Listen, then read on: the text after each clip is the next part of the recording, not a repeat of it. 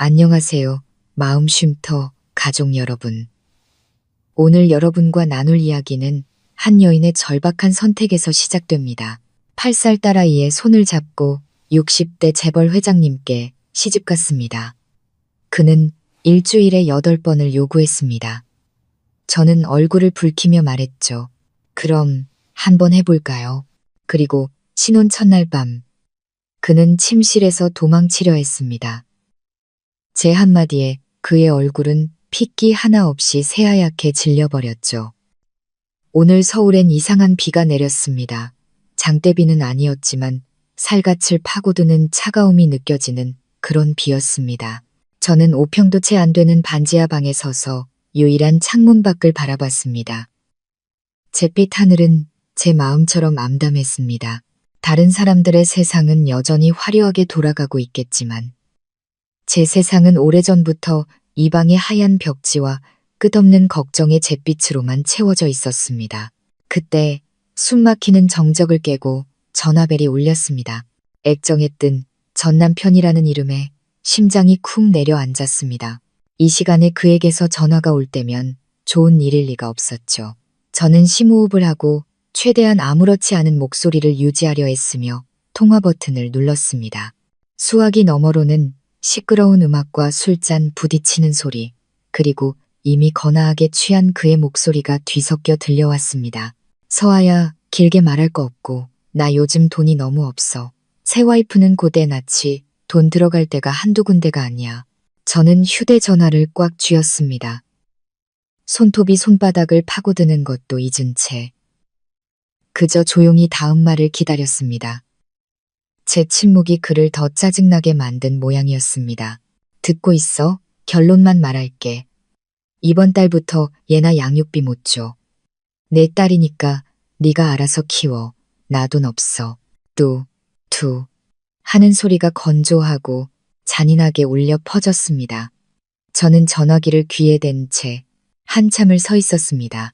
분노가 차오르기도 전에 전화기가 다시 한번 울렸습니다.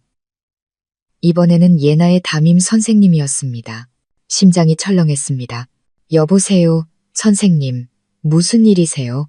수화기 넘어 선생님의 목소리는 다급했습니다. 서아 씨, 지금 바로 학교로 와주셔야겠어요. 예나가 갑자기 고열로 쓰러졌어요. 아이가 의식이 없고 자꾸 축 처져요. 무서워서 귀가 윙윙 울렸습니다. 선생님의 말이 더는 들리지 않았습니다. 저는 미친 사람처럼 낡은 비옷 하나를 걸치고 밖으로 뛰쳐나가 낡은 오토바이에 시동을 걸었습니다. 비가 얼굴을 때리는 따가움 속에서 눈물에 흐릿해진 딸아이의 모습만이 아른거렸습니다. 학교에 도착해 딸아이를 품에 안았습니다. 8살 아이의 몸이 불덩이처럼 뜨거웠습니다. 저는 가장 가까운 대학병원 응급실로 예나를 데리고 갔습니다. 병원 복도에 앉아 소독약 냄새를 맡으며 딸을 꼭 껴안았습니다. 아이는 지친 듯 힘겹게 숨을 쉬며 간간이 약한 신음소리를 냈습니다. 심장이 갈갈이 찢기는 것 같았습니다. 잠시 후 의사가 심각한 얼굴로 나왔습니다. 급성 폐렴입니다. 당장 입원해서 경과를 지켜봐야 합니다. 보호자분은 원무과 가서 입원 수속이랑 보증금부터 납부하세요. 저는 의사가 건넨 종이를 들고 떨리는 손으로 수납창고로 향했습니다. 직원은 무감각한 표정으로 키보드를 몇 번 두드리더니 말했습니다. 보증금 500만 원입니다. 500만 원. 그 숫자가 망치처럼 제 머리를 내리쳤습니다. 500만 원이라니. 지갑을 열어보았지만 이번 달 월세를 내려고 모아둔 몇십만 원과 지폐 몇 장이 전부였습니다. 저는 대기의자에 작게 웅크리고 누워있는 딸아이를 돌아보았습니다. 아이의 얼굴은 창백했습니다. 입안이 바싹 마르고 씁쓸했습니다. 전 남편은 제 숨통을 끊었고 이제 병원은 제 딸의 숨통을 끊으려 하고 있었습니다. 차가운 복도 바닥에 주저앉아 눈물을 쏟아냈습니다. 이제 어떻게 해야 할까? 500만 원을 어디서 구한단 말인가? 절망감이 검은 구름처럼 저를 집어삼켰습니다.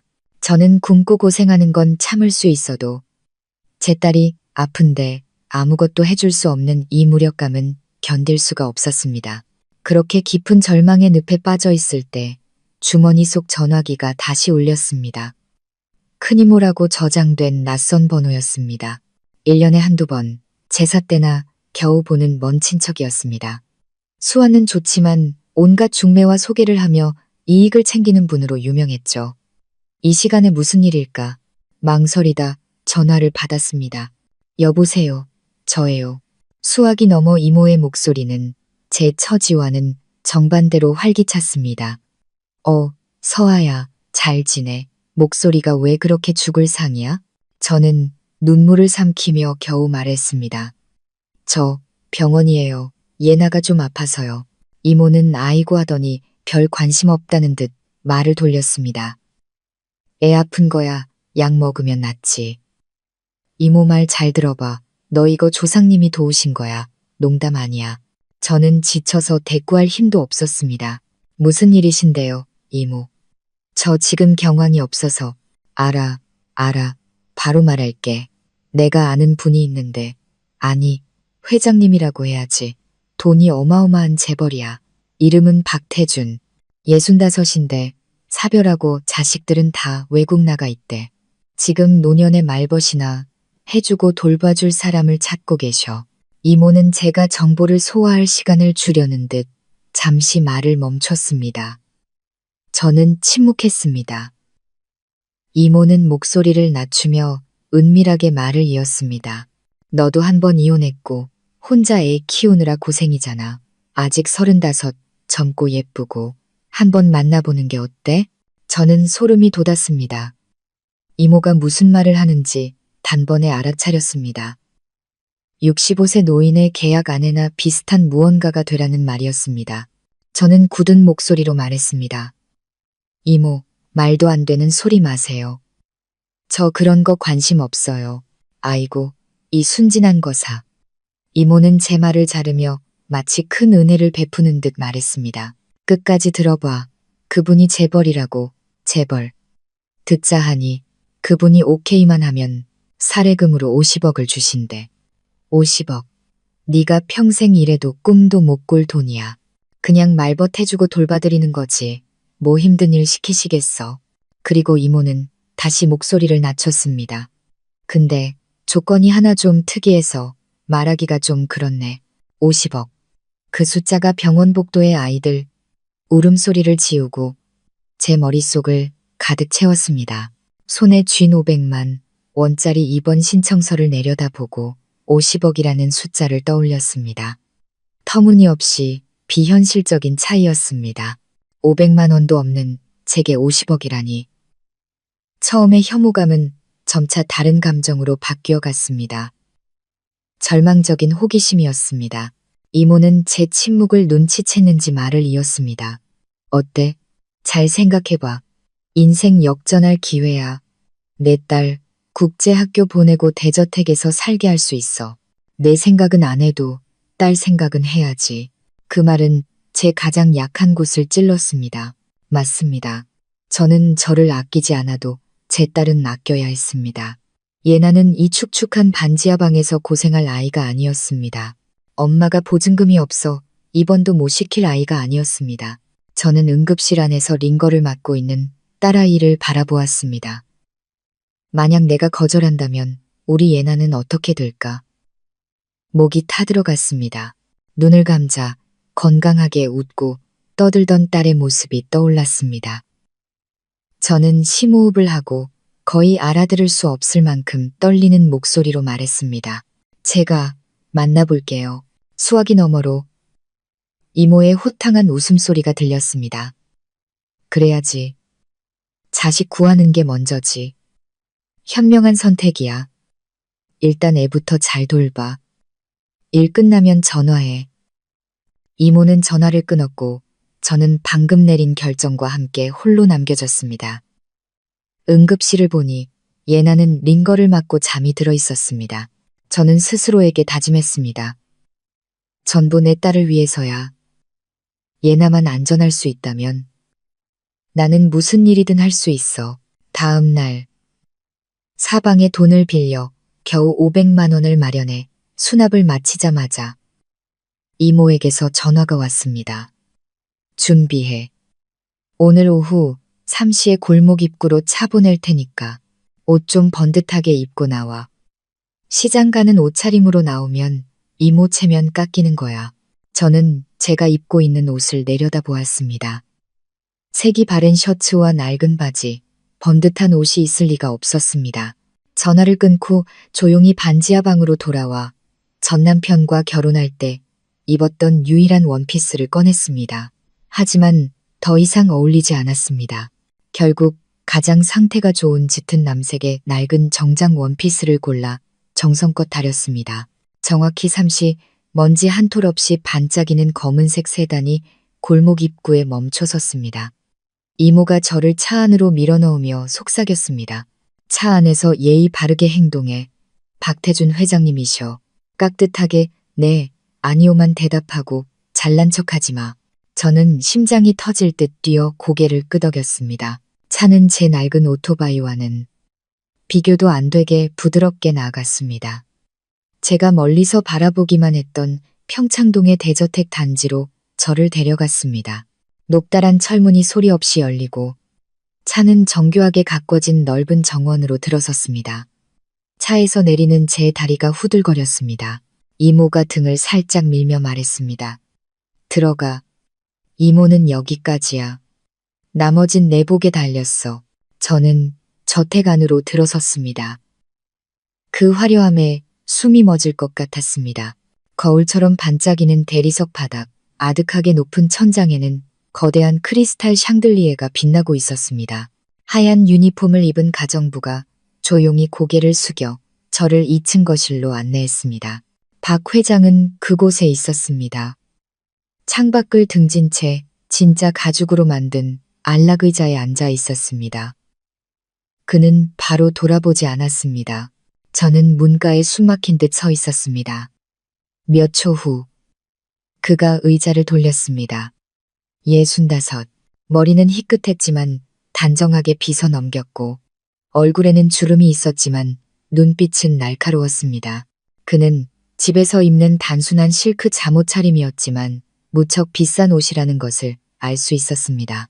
생각보다 기품이 있었지만 그에게서 뿜어져 나오는 위압감의 등골이 서늘해졌습니다.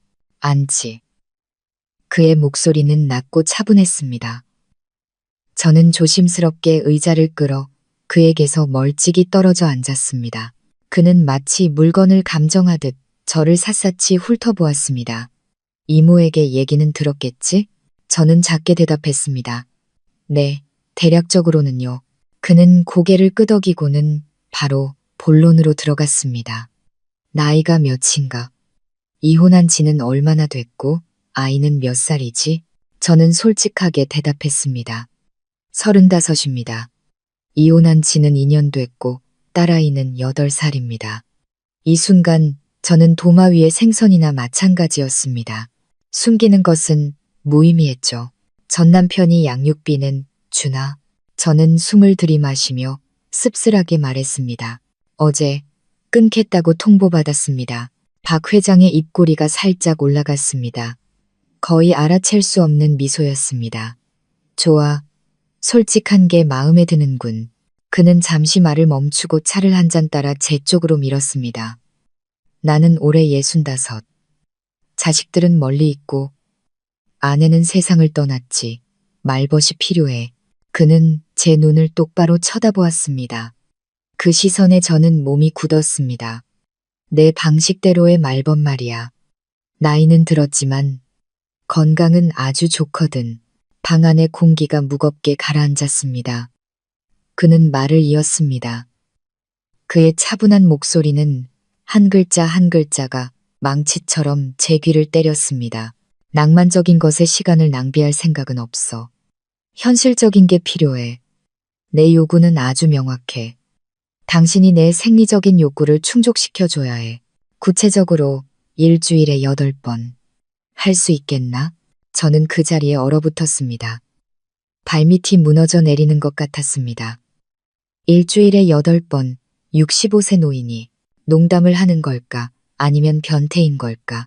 그 장면을 상상하자 속이 울렁거렸습니다. 회장님, 무슨 말씀이신지 잘 이해가. 박 회장은 옅게 웃었습니다. 이해했을 텐데? 모르는 척하지 마.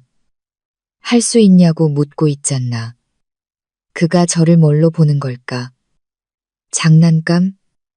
저는 벌떡 일어났습니다. 모욕감에 온몸이 떨렸습니다. 회장님, 농담이 너무 지나치십니다. 저는 이 끔찍한 곳에서 도망치기 위해 돌아섰습니다. 하지만 몇 걸음 떼기도 전에 박 회장의 목소리가 등 뒤에서 들려왔습니다. 여전히 차분했지만 얼음장처럼 차가운 목소리였습니다. 따님은 지금 대학병원 소아과에 입원해 있지. 폐렴으로 보증금 500만 원. 그것도 겨우 빌려서 냈더군. 안 그런가? 저는 그 자리에 멈춰 섰습니다. 온몸이 돌처럼 굳었습니다. 그가 저에 대해 조사를 했습니다. 제 모든 것을 알고 있었습니다. 저는 겁에 질린 눈으로 그를 돌아보았습니다. 박 회장은 여전히 의자에 앉아 손가락으로 팔걸이를 가볍게 두드리고 있었습니다. 500만 원에도 힘들어했는데 50억은 어떤가? 그는 쥐를 희롱하는 고양이처럼 저를 바라보았습니다. 지금 당장 50억을 주지. 대신 이 계약서에 서명하고 내가 요구하는 걸 정확히 이행해야 해. 어디선가 정장 차림의 남자가 나타나 두꺼운 서류 뭉치를 테이블 위에 올려놓았습니다. 아마 변호사인 듯 했습니다. 혼인 계약서. 그 두 글자가 제 눈앞에서 춤을 췄습니다. 결혼이라니. 저는 이것이 은밀한 거래일 뿐이라고 생각했는데 그는 결혼을 원했습니다. 박 회장은 제 생각을 읽은 듯 말했습니다. 애매한 관계는 질색이야. 정식 아내가 필요해. 물론 모든 건 계약에 따를 거고. 심장이 미친 듯이 뛰었습니다. 저는 예나를 생각했고 축축한 반지하 방을 양육비를 끊겠다던 전남편의 의기양양한 얼굴을 떠올렸습니다. 일주일에 8번 혐오감이 치밀어 올랐지만 50억이라는 숫자가 그 감정을 짓눌렀습니다. 저는 떨리는 걸음으로 다가가 펜을 들었습니다. 계약서를 꼼꼼히 읽지 않았습니다. 주요 조항만 훑어보았습니다. 을인 저는 갑인 그의 말벗이 되어주고 정서적 만족감을 보장할 의무가 있다. 정서적 만족감, 그 8번이라는 숫자를 감추기 위한 역겨울 정도로 아름다운 단어였습니다. 서명해. 박 회장이 말했습니다. 저는 그의 눈에서 혹시나 장난기가 있는지 찾아보려 했지만 거기에는 차가운 거래의 눈빛만이 있었습니다. 저는 눈을 감았습니다. 8번이든 10번이든 무슨 차이가 있을까? 내 인생은 이미 지옥인데 한층 더 내려간다고 달라질 건 없었다. 저는 이를 악물고 제 이름을 서명했습니다. 글씨가 심하게 떨렸습니다. 제가 서명을 마치자마자 휴대전화에서 띵하는 소리가 울렸습니다. 계좌 입금 알림 문자였습니다. 열어보니 눈앞이 아찔했습니다. 5, 0, 0, 0원, 0의 개수를 몇 번이나 세었는지 모릅니다. 태어나서 이렇게 큰 돈은 처음 봤습니다. 돈은 보냈네. 박 회장은 자리에서 일어나 실크 잠옷자락을 정리했습니다.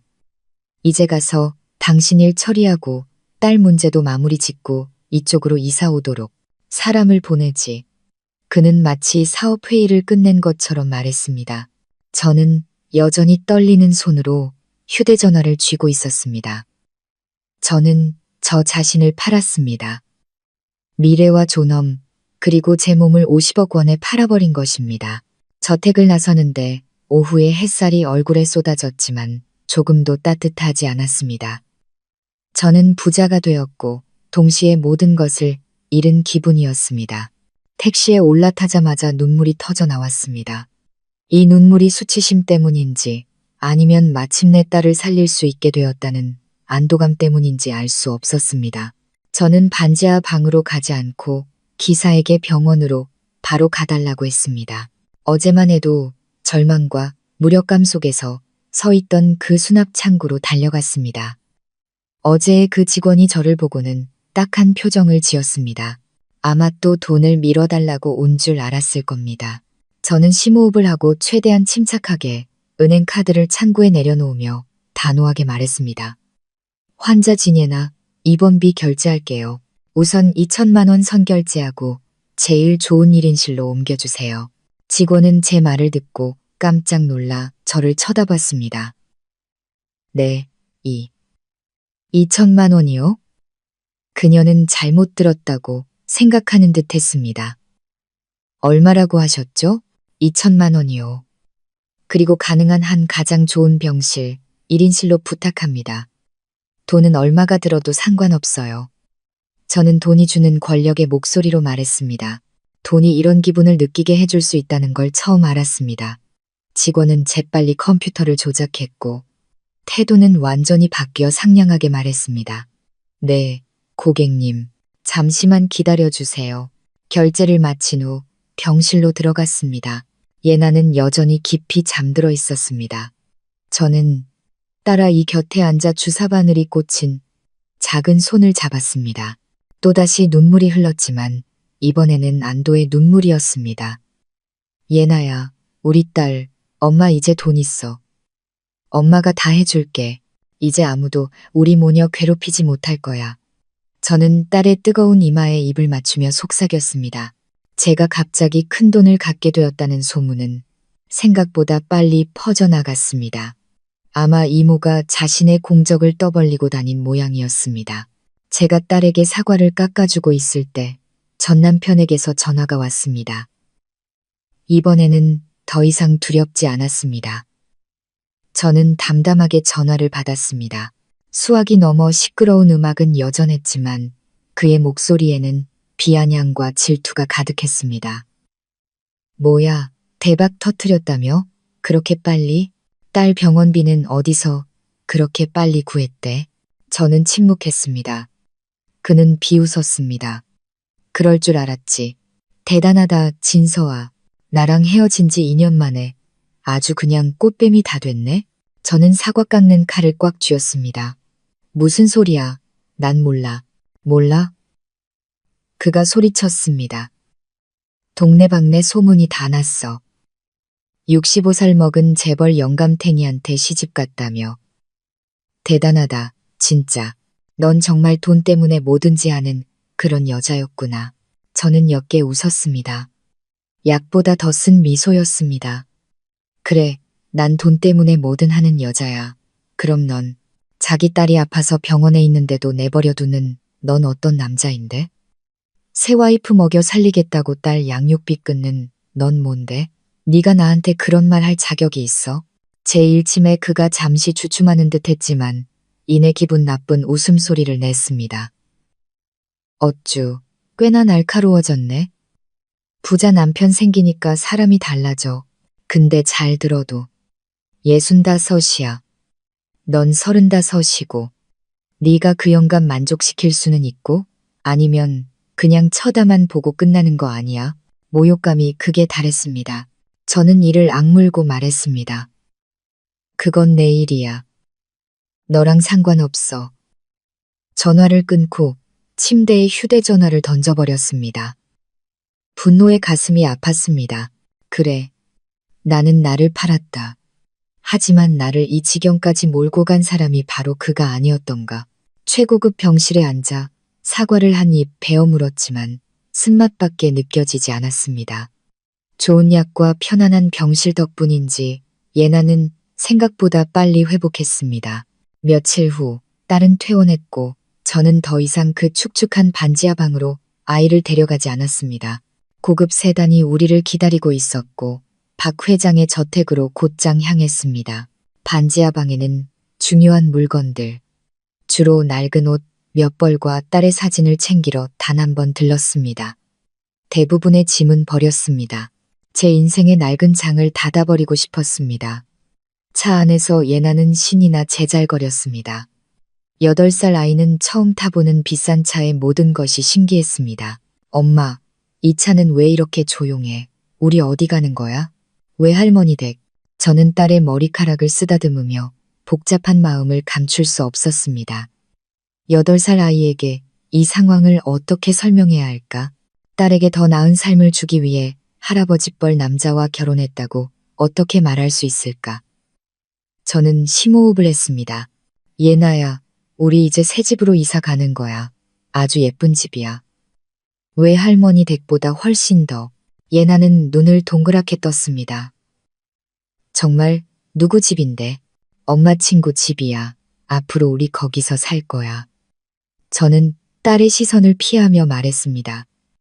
박 회장을 뭐라고 불러야 할지조차 알 수 없었습니다. 차가 저택 앞에 멈추자 예나는 입을 떡 벌렸습니다. 우와, 엄마, 성희야. 우리 진짜 여기서 살아? 딸의 순수함에 가슴이 아팠습니다. 저는 딸의 손을 잡고 집 안으로 들어갔습니다. 박 회장은 거실, 바로 그 안락의자에 앉아 신문을 읽고 있었습니다. 우리의 발소리에 그가 고개를 들었습니다. 예나는 활발한 아이였지만 낯선 어른 앞에서는 겁을 먹었습니다. 아이는 제 등 뒤로 조심스럽게 숨었습니다. 저는 딸을 살짝 앞으로 밀었습니다. 예나야, 할아버지께 인사드려야지. 예나는 작은 목소리로 인사했습니다. 안녕하세요. 박 회장은 신문을 내려놓았습니다. 그는 한참 동안 예나를 바라보았습니다. 그의 눈빛은 저를 볼 때와 같은 차가움이 아니라 무언가 복잡한 감정이 섞여 있었습니다. 그는 아무 말 없이 손짓했습니다. 곧바로 하녀가 예쁜 리본으로 포장된 큰 상자를 들고 나왔습니다. 박 회장은 여전히 낮은 목소리로 말했습니다. 널 위한 선물이다. 예나는 저를 쳐다봤습니다. 저는 고개를 끄덕였습니다. 할아버지가 주시는 거니까 받아. 감사하다고 해야지. 아이는 조심스럽게 다가가 상자를 받았습니다. 안에는 제가 가게 쇼윈도 너머로만 보여주었던 비싼 공주 인형이 들어있었습니다. 예나의 눈이 반짝 빛났습니다. 아이는 인형을 꼭 껴안으며 기뻐했습니다. 우와, 너무 예뻐요. 감사합니다. 박 회장은 딸의 반응을 보더니 희미하게 미소를 짓는 것 같았습니다. 그리고 그는 제가 8번이라는 요구보다 더 충격적인 말을 했습니다. 할아버지라고 부르지 말고 앞으로 아빠라고 부르렴. 저는 그 자리에 얼어붙었습니다. 아빠? 이게 무슨 소리지? 계약서에는 이런 조항이 없었습니다. 그가 제 딸에게 자신을 아빠라고 부르게 하다니 무슨 꿍꿍이일까? 저는 딸에게는 이미 아빠가 있다고, 비록 그 아빠가 쓰레기 같은 인간일지라도 그렇게 말하려 했습니다. 하지만 선물을 받고 기쁨에 찬 순수한 아이는 망설임이 없었습니다. 딸은 인형을 껴안고 그를 올려다보며 환하게 웃었습니다. 네, 아빠. 저는 8살 딸아 이가 인형을 껴안고 65살 노인을 아빠라고 부르는 모습을 지켜보았습니다. 수치심보다 더 복잡한 새로운 공포가 제 마음속에 피어올랐습니다. 저는 저 자신을 팔았고 이제는 제 딸의 인생까지 팔아버린 것 같았습니다. 3번째 절망적인 시도 끝에 박 회장은 2팔을 늘어뜨렸습니다. 잘 관리된 그의 단단한 몸이 마치 바람 빠진 풍선처럼 힘없이 축 처졌습니다. 그는 땀에 흠뻑 젖은 채 정성껏 빗어 넘긴 은발을 한 채로 거친 숨을 몰아쉬었습니다. 따뜻한 노란 조명이 비추는 화려한 침실. 지금 제 눈에는 마치 한 편의 비참한 연극 무대처럼 보였습니다. 그리고 화려한 붉은색 슬립을 입은 저는 그 연극의 유일한 관객이었습니다. 그는 저를 감히 쳐다보지 못했습니다. 등을 돌린 채 서둘러 검은색 실크 가운을 집어 걸쳤습니다. 아까까지만 해도 위풍당당했던 그의 어깨가 지금은 초라하게 축 처져 떨리고 있었습니다. 무거운 침묵이 방 안을 감쌌습니다. 저는 방구석 시계의 똑딱거리는 소리를 들을 수 있었습니다. 한 박자, 한 박자, 마치 제 인내심이나 그의 수치심에 남은 시간을 세는 것 같았습니다. 저는 침대에 가만히 앉아 있었습니다. 어떻게 해야 할까? 비웃어야 할까? 그럴 만큼 잔인하지는 못했습니다. 울어야 할까? 울 이유는 없었습니다. 아니면 그를 위로해야 할까? 무슨 말을 해야 할지 몰랐습니다. 저는 그저 50억짜리 상품일 뿐이었고 이 상품은 그가 생각했던 것보다 사용하기 어려운 모양이었습니다. 그는 비틀거리며 걷기 시작했습니다. 그렇습니다. 그는 65이었습니다. 부와 위험으로 아무리 감추려 해도 나이는 속일 수 없었습니다. 그는 폐잔병처럼 무거운 발걸음으로 문을 향해 걸어갔습니다. 희미한 조명 아래 움직이는 그의 검은 실크 가운 뒷모습은 외롭고 처량해 보였습니다. 그는 도망치고 있었습니다. 이 방에서 제 붉은 슬립 앞에서, 그리고 가장 중요하게는 자신이 실패했다는 냉혹한 현실로부터 도망치고 있었습니다. 모든 것을 살 수 있는 재벌 회장도 30살의 정력은 살 수 없었던 것입니다. 일주일에 8번이라는 약속은 이제 제 머릿속에서 한편의 코미디처럼 울려 퍼졌습니다. 그의 떨리는 손이 차가운 황동 문고리에 닿았습니다. 그 문고리의 차가움은 지금 그의 심정과 같을 것입니다. 그는 그저 문고리를 돌려 문을 열고 나가기만 하면 됩니다. 그리고 서재나 다른 방으로 돌아가 오늘 밤은 없었던 일인 양 일에 몰두하겠죠. 그가 쓴 50억이 그저 농담이었던 것처럼 말입니다. 그는 이 차가운 신혼방의 저를 어리둥절함과 무의미한 계약서와 함께 남겨둘 참이었습니다. 방을 벗어나려는 박 회장의 등을 보며 저는 문득 전 남편을 떠올렸습니다. 예전에도 그가 실패했던 밤들이 있었습니다. 하지만 그는 침묵하지 않았습니다. 그는 소리치고 욕하고 모든 것을 제 탓으로 돌렸습니다. 당신은 통나무 같아. 아무 감정도 없잖아. 그는 제가 남편을 만족시킬 줄 모른다고 했습니다. 그리고 그는 다른 여자를 찾아 떠났습니다. 저보다 만족시킬 줄 아는 여자들을 찾아서 저는 박 회장을 보았습니다. 그도 똑같은 짓을 하려는 걸까? 도망친 다음 내일 아침이 되면 돈과 권력으로 저를 짓밟고 잘못은 자신이 아니라 저에게 있었다고 증명하려는 걸까? 제 마음속에 이상한 감정이 솟아올랐습니다. 두려움도 분노도 아니었습니다. 그것은 연민이었습니다. 평생을 바쳐 제국을 건설하고 모두가 자신 앞에 고개 숙이게 만든 남자가 결국 가장 중요하다고 생각했던 권력의 순간에 자신의 몸에게 배신당한 것입니다. 그가 내세웠던 8번이라는 숫자는 아마 그의 욕구가 커서가 아니라 자존심이 너무 컸기 때문일 겁니다. 그는 65임에도 여전히 건재하다는 것을 증명하고 싶었던 것입니다. 그의 손이 문고리를 쥐었습니다. 단 1초만 더 있으면 그는 사라질 것입니다. 저는 그것을 내버려 둘 수 없었습니다. 전 남편처럼 그가 도망친 뒤에 돌아와 제게 모든 책임을 돌리게 할 수는 없었습니다. 저는 50억을 받았고 계약서에 서명했으며 그의 아내였습니다. 최소한 이유를 알 권리는 있었습니다. 저는 깊은 숨을 들이마셨습니다. 방 안에는 아직 와인 향이 남아 있었습니다. 저는 입을 열었습니다. 제 목소리는 고요한 방 안에 크지 않게, 하지만 이상할 정도로 차분하고 명확하게 울려 퍼졌습니다. 도망가시게요? 박 회장은 그 자리에 멈춰섰습니다. 손은 여전히 문고리를 꽉 쥐고 있었지만 감히 돌리지는 못했습니다. 그의 등이 뻣뻣하게 굳었습니다. 저는 그가 듣고 있다는 것을 알았습니다. 저는 조금도 비아냥거리지 않고 담담한 목소리로 말을 이었습니다. 단지 솔직한 질문이었습니다. 50억이나 쓰시고 일주일에 8번을 자신만만하게 말씀하시더니 이제 와서 고장났다는 이유로 신혼 첫날 밤 침실에서 도망치시겠다고요?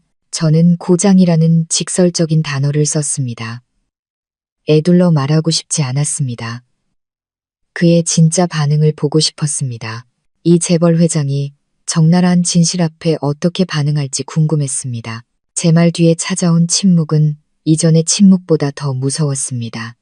방 안의 공기가 모두 빨려나가는 것 같았습니다. 박 회장은 여전히 부동자세로 서 있었습니다. 그의 검은 실크 가운 아래 등이 오르락내리락 했습니다.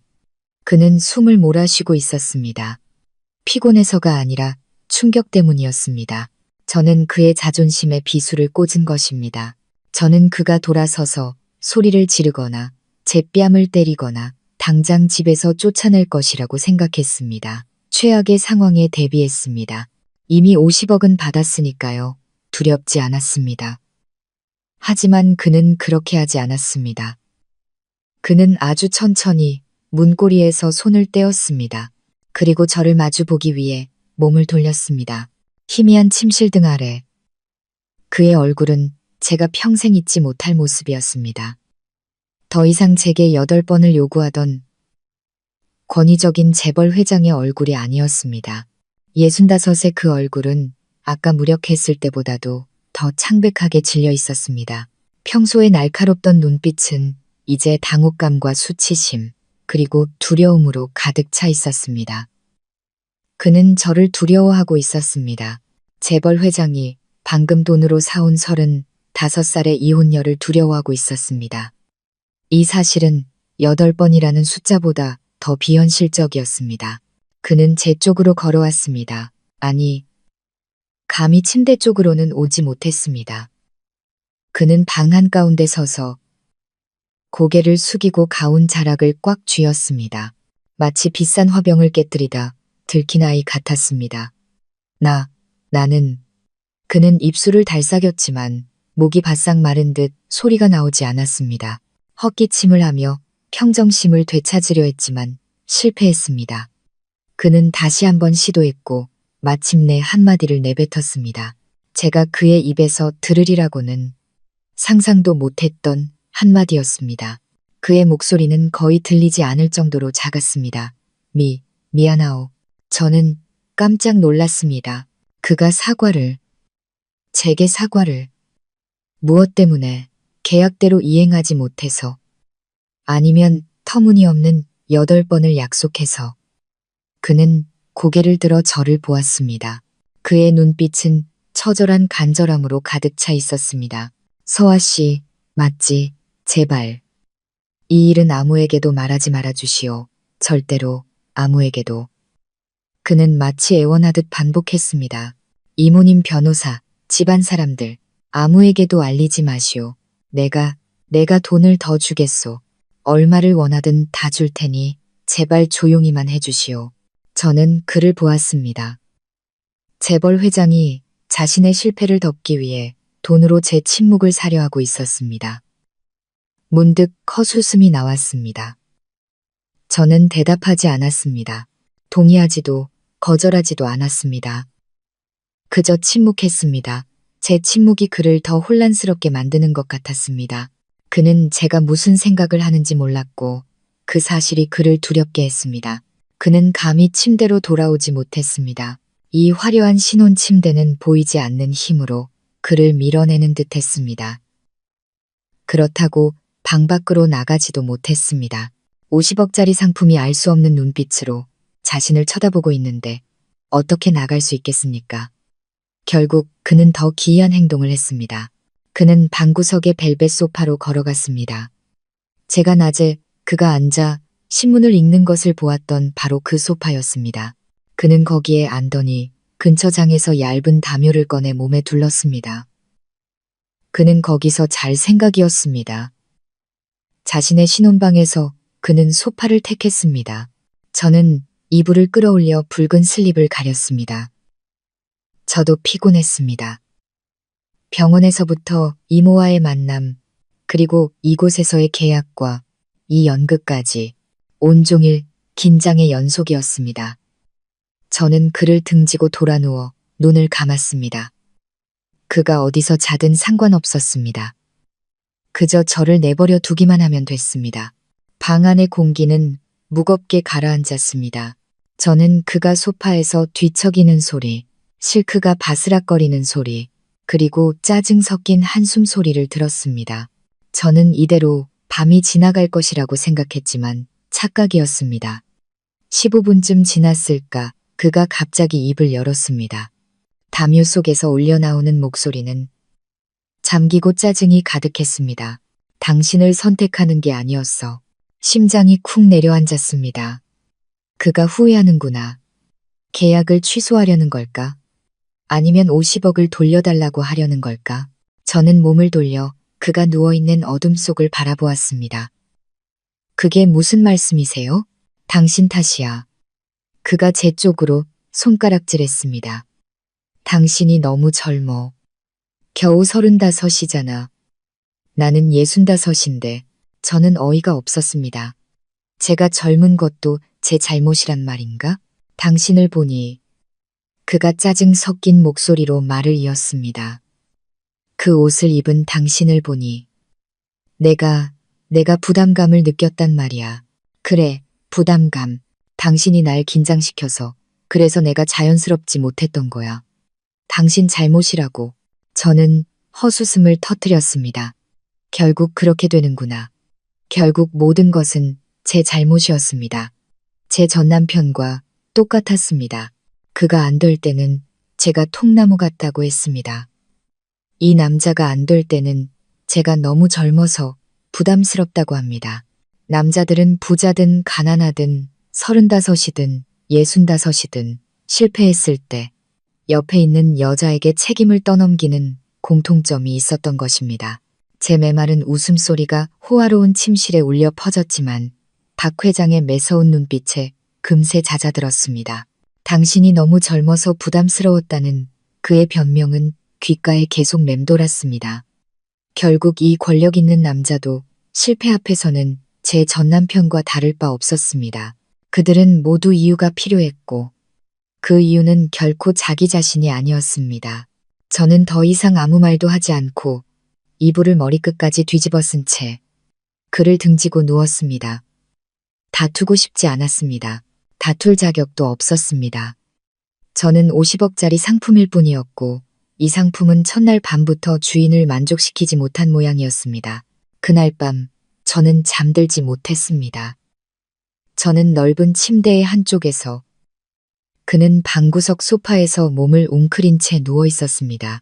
우리 사이에는 광활한 공간이 있었지만 그보다 더 먼 것은 수치심과 실망 그리고 터무니없는 계약서였습니다. 다음 날 아침 방문이 조용히 닫히는 소리에 잠이 깼습니다. 박 회장은 동이 트기도 전에 이미 밖으로 나간 뒤였습니다. 그는 날이 밝을 때까지 저와 한 방에 있지도 못했던 것입니다. 저는 석고 천장의 정교한 금박 장식을 바라보며 누워 있었습니다. 50억을 가졌지만 자유를 잃었고 이제는 남편조차 아내의 얼굴을 똑바로 쳐다보지 못하는 결혼 생활에 갇히게 되었습니다. 피곤한 몸을 이끌고 아래층으로 내려갔습니다. 긴 식탁 위에는 아침 식사가 차려져 있었습니다. 딸 예나는 일찍 일어나 있었습니다.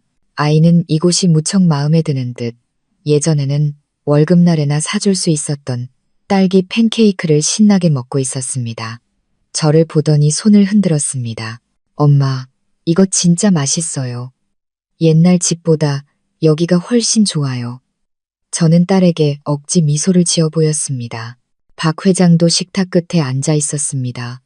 그는 값비싼 정장으로 갈아입고 금태 안경을 쓴 채 경제신문을 뚫어져라 보고 있었습니다. 오늘 아침에 그는 다시 권위적이고 냉정한 재벌 회장이었습니다. 어젯밤 소파에서 뒤척이던 초라한 남자는 전혀 다른 사람인 것 같았습니다. 그는 제가 자리에 앉을 때도 고개 한번 들지 않았습니다. 곁눈질 한번 주지 않았습니다. 식탁에는 침묵이 흘렀고 오직 예나가 포크와 나이프를 쓰는 소리만 들렸습니다. 집사가 커피를 가져다 주었을 때 박 회장이 비로소 입을 열었지만 제게 하는 말은 아니었습니다. 그는 집사에게 말했습니다. 김 집사, 서쪽 별채의 예나방 옆에 있는 손님방. 청소는 다 끝났나?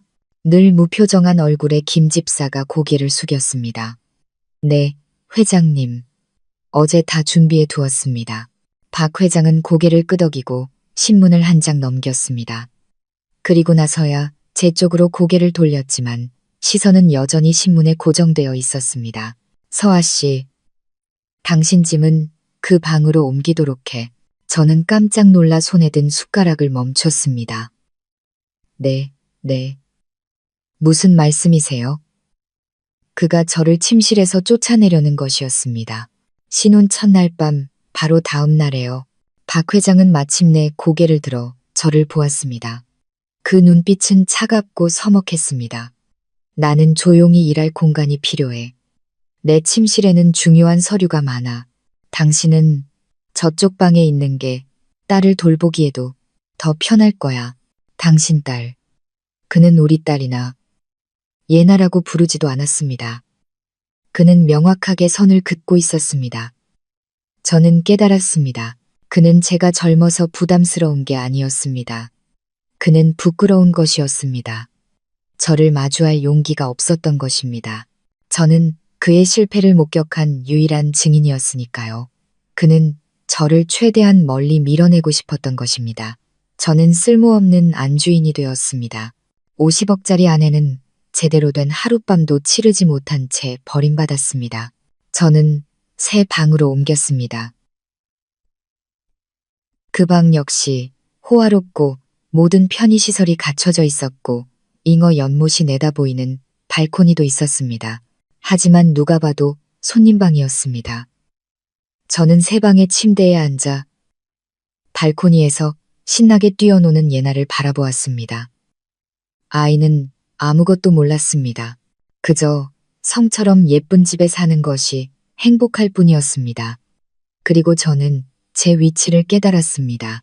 저는 명목상의 안주인이지만 실상은 남편의 집에서 사는 고급 하숙생에 불과했습니다. 저택에서의 제 삶은 기묘하게 흘러가기 시작했습니다. 저는 모든 것을 가졌습니다. 매주 배달되는 명품, 옷, 전속 요리사가 준비하는 음식, 그리고 한도 없는 신용카드까지. 하지만 저는 아무것도 갖지 못했습니다. 친구도, 일도, 그리고 가장 중요하게는 남편도 없었습니다. 비록 그와 한 집에 살고 있었지만 말입니다. 박 회장은 저를 철저하게 피하기 시작했습니다. 그는 정말로 저를 없는 사람 취급했습니다.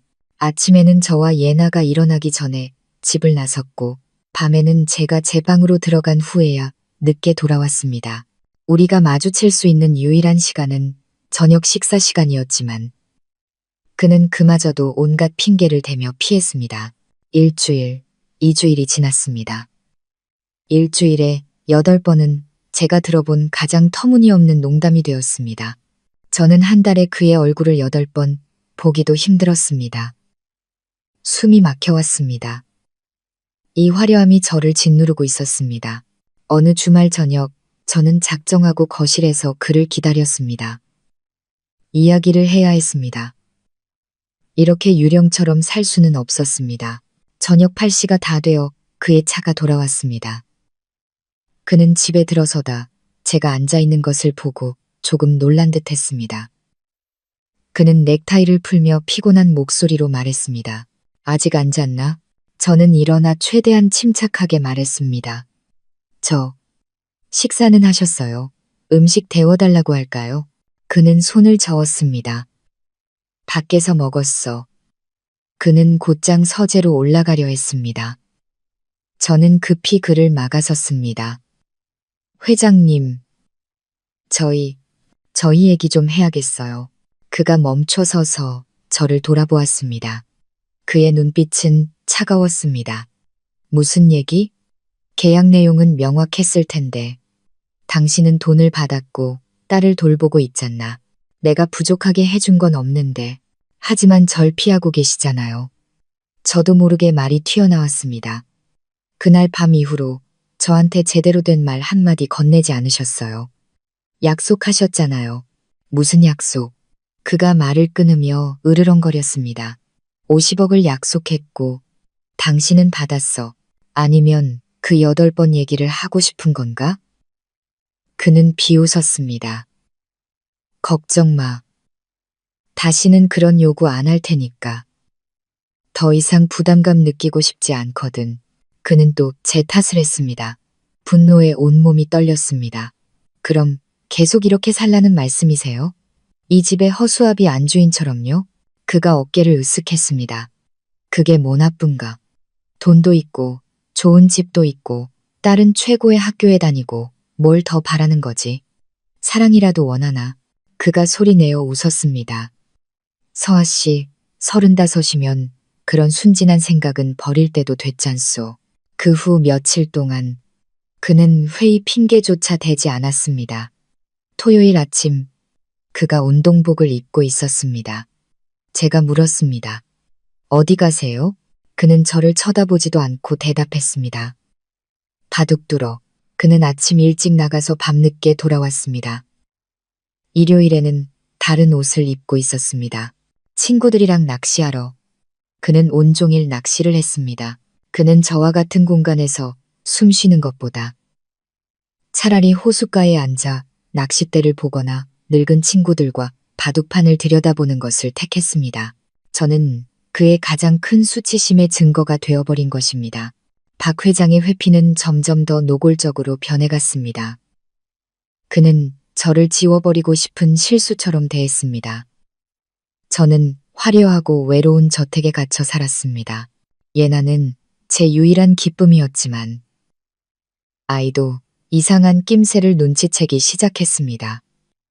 엄마, 박 아빠는 왜 우리랑 밥 안 먹어? 아빠는 우리가 여기 있는 게 싫어? 저는 아이를 안고 거짓말을 할 수밖에 없었습니다. 아빠는 아주 바쁘셔서 그래. 돈 버셔야 하잖아.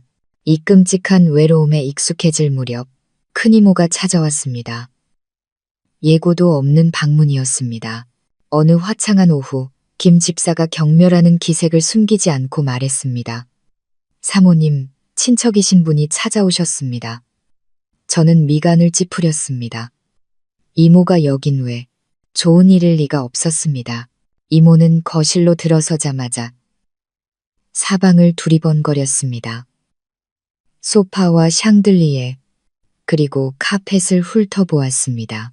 그녀는 지난번보다 더 화려한 옷을 입고 자신도 이 상류층 세계에 속한다는 듯 행동했습니다. 아이고, 서아야, 그녀는 달려와 저를 와락 껴안으며 큰 소리로 말했습니다. 보고 싶었다. 예, 아주 그냥 신선 노름이구나. 내가 그랬지? 조상님이 도운 거라고.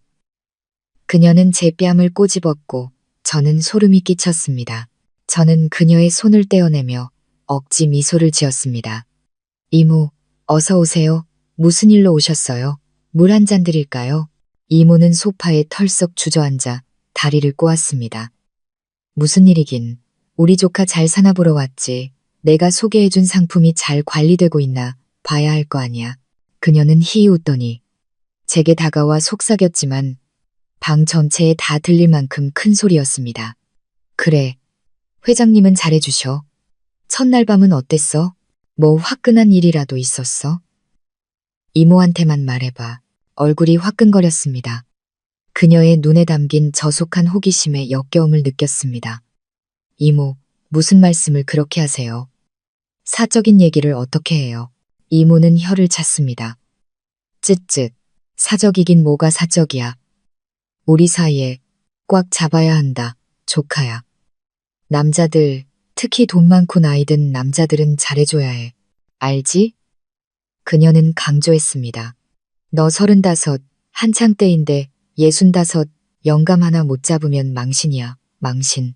그녀가 말한 망신이라는 단어가 유독 쓰라리게 들렸습니다. 알아서 할게요. 걱정 마세요. 저는 자리에서 일어나 그녀를 배웅하고 싶었습니다. 하지만 이모는 갈 생각이 없는 듯 했습니다. 그녀는 주위를 둘러보며 말했습니다. 근데 회장님은 어디 계셔? 내가 왔는데 코빼기도 안 보이시네. 심장이 쿵 내려앉았습니다. 아, 그분은 바둑 두러 가셨어요. 이모는 눈썹을 치켜떴습니다. 바둑? 이 시간에 평일인데 바둑을 둔다고? 이상하네. 그녀는 의심스러운 눈초리로 저를 쳐다봤습니다. 혹시 무슨 일 있어? 그러다 그녀는 구석에서 놀고 있는 예나를 보고는 다시 혀를 찼습니다. 그리고 말이야, 꽉 잡아서 아들 하나 낳아드려. 내 딸은 친딸이 아니잖아. 소용없어. 공동의 자식이 있어야 널 묶어둘 수 있다고. 알겠어? 65이라도 아직 정정하시다니까 서둘러. 저는 그 자리에 얼어붙었습니다. 아이를 낳으라고? 그가 65인데 더 이상 생각하고 싶지 않았습니다. 이모의 등장은 제가 애써 외면하던 현실에 찬물을 끼얹는 것 같았습니다. 저는 아내가 아니었습니다. 50억에 팔려온 기계였습니다.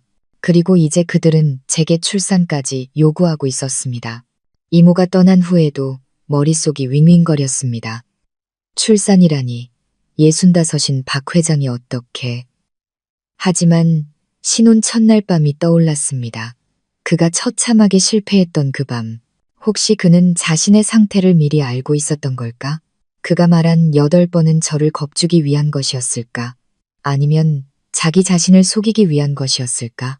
그의 회피는 계속되었지만 저는 더 이상 화가 나지 않았습니다. 대신 그를 더 유심히 관찰하기 시작했습니다. 아주 드물게 복도나 정원에서 마주칠 때 저는 그가 이모의 말처럼 건강하지 않다는 것을 깨달았습니다. 값비싼 옷으로 감추려 해도 얼굴은 창백했고 걸음걸이는 느려졌으며 허리에 손을 짚는 모습을 자주 보았습니다. 어느 날 밤 잠이 오지 않아 따뜻한 물을 마시러 부엌으로 내려갔습니다. 박 회장의 서재에는 불이 켜져 있었습니다. 평소처럼 무시하고 지나치려 했지만 문이 살짝 열려 있었고 안에서 희미한 신음소리가 들려왔습니다. 억누른 듯한 신음소리였습니다. 심장이 뛰었습니다. 궁금하면서도 조금 걱정이 되었습니다. 저는 문틈으로 몰래 안을 엿보았습니다. 박 회장은 책상에 앉아 있지 않았습니다. 그는 책장 옆에 등을 돌리고 서 있었습니다. 그는 떨고 있었습니다. 그러더니 바지 주머니에서 갈색 유리병으로 된 작은 약병을 꺼냈습니다. 그는 서둘러 약 몇 알을 손에 털어넣고 물도 없이 꿀꺽 삼켰습니다. 마치 도둑처럼 몰래 서두르는 모습이었습니다. 약을 먹은 후 그는 책장에 머리를 기댄 채 거친 숨을 몰아쉬었고 어깨가 들썩였습니다. 저는 그 자리에 얼어붙었습니다. 무슨 약일까? 그가 무슨 병이라도 있는 걸까? 이모는 그가 아주 건강하다고 했고 그 자신도 건강을 자랑했었다. 그렇다면 저 약은 무엇일까? 비타민은 아니었다. 비타민을 저렇게 고통스럽게 몰래 먹는 사람은 없다. 새로운 공포가 제 마음속에 스며들었습니다. 저는 딸을 구하기 위해 돈을 보고 그와 결혼했다. 하지만 만약 그가 중병에 걸린 것이라면 그가 죽으면 나는 어떻게 될까? 50억이 나와 내 딸의 평생을 보장해 줄 수 있을까? 아니면 나는 이 집에서 쫓겨나고 모든 것이 물거품이 될까? 다음 날 그의 방을 뒤져보려 했지만 소용없었습니다. 서재는 굳게 잠겨 있었습니다.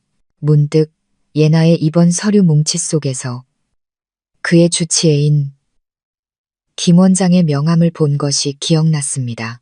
저는 박 회장이 평소처럼 낚시를 하러 나간 틈을 타 제 방으로 들어가 문을 잠그고 떨리는 손으로 전화를 걸었습니다. 여보세요. 김 원장입니다. 수화기 너머로 전문가다운 차분한 남성의 목소리가 들렸습니다.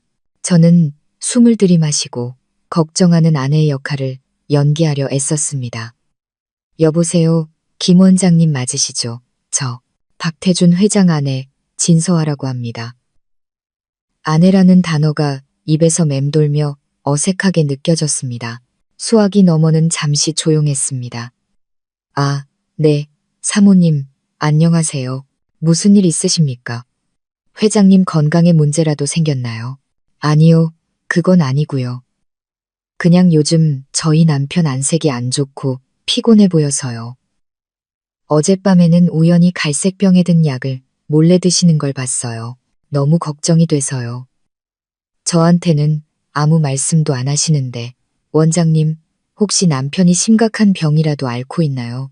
김 원장은 몇 초간 침묵했습니다. 그의 숨소리가 들리는 듯 했습니다. 그러더니 그는 제가 어리석은 질문이라도 한 것처럼 가볍게 웃었습니다. 아, 사모님께서 너무 걱정이 많으시네요. 회장님은 아주 건강하십니다. 웬만한 60대보다 훨씬 더 건강하시죠. 저는 미간을 찌푸렸습니다. 하지만 그 약은 뭐죠? 분명히 드시는 걸 봤는데요. 김 원장은 다시 웃었습니다. 아, 그거요. 그냥 종합 비타민입니다. 요즘 환절기라 감기 기운이 좀 있으셔서요. 아마 사모님이나 따님에게 옮길까봐 말씀 안 하신 걸 겁니다. 워낙 신중하신 분이시니까요. 너무 걱정하지 마세요. 저는 전화기를 꽉 쥐었습니다. 비타민, 감기요. 네, 그게 다입니다. 안심하세요. 김 원장은 저를 안심시켰습니다. 저는 작은 목소리로 대답했습니다. 네, 그럼 다행이네요. 감사합니다, 원장님. 전화를 끊었지만 마음은 차갑게 식어 있었습니다. 의사는 거짓말을 하고 있었습니다. 저는 그가 거짓말을 하고 있다는 것을 확신했습니다.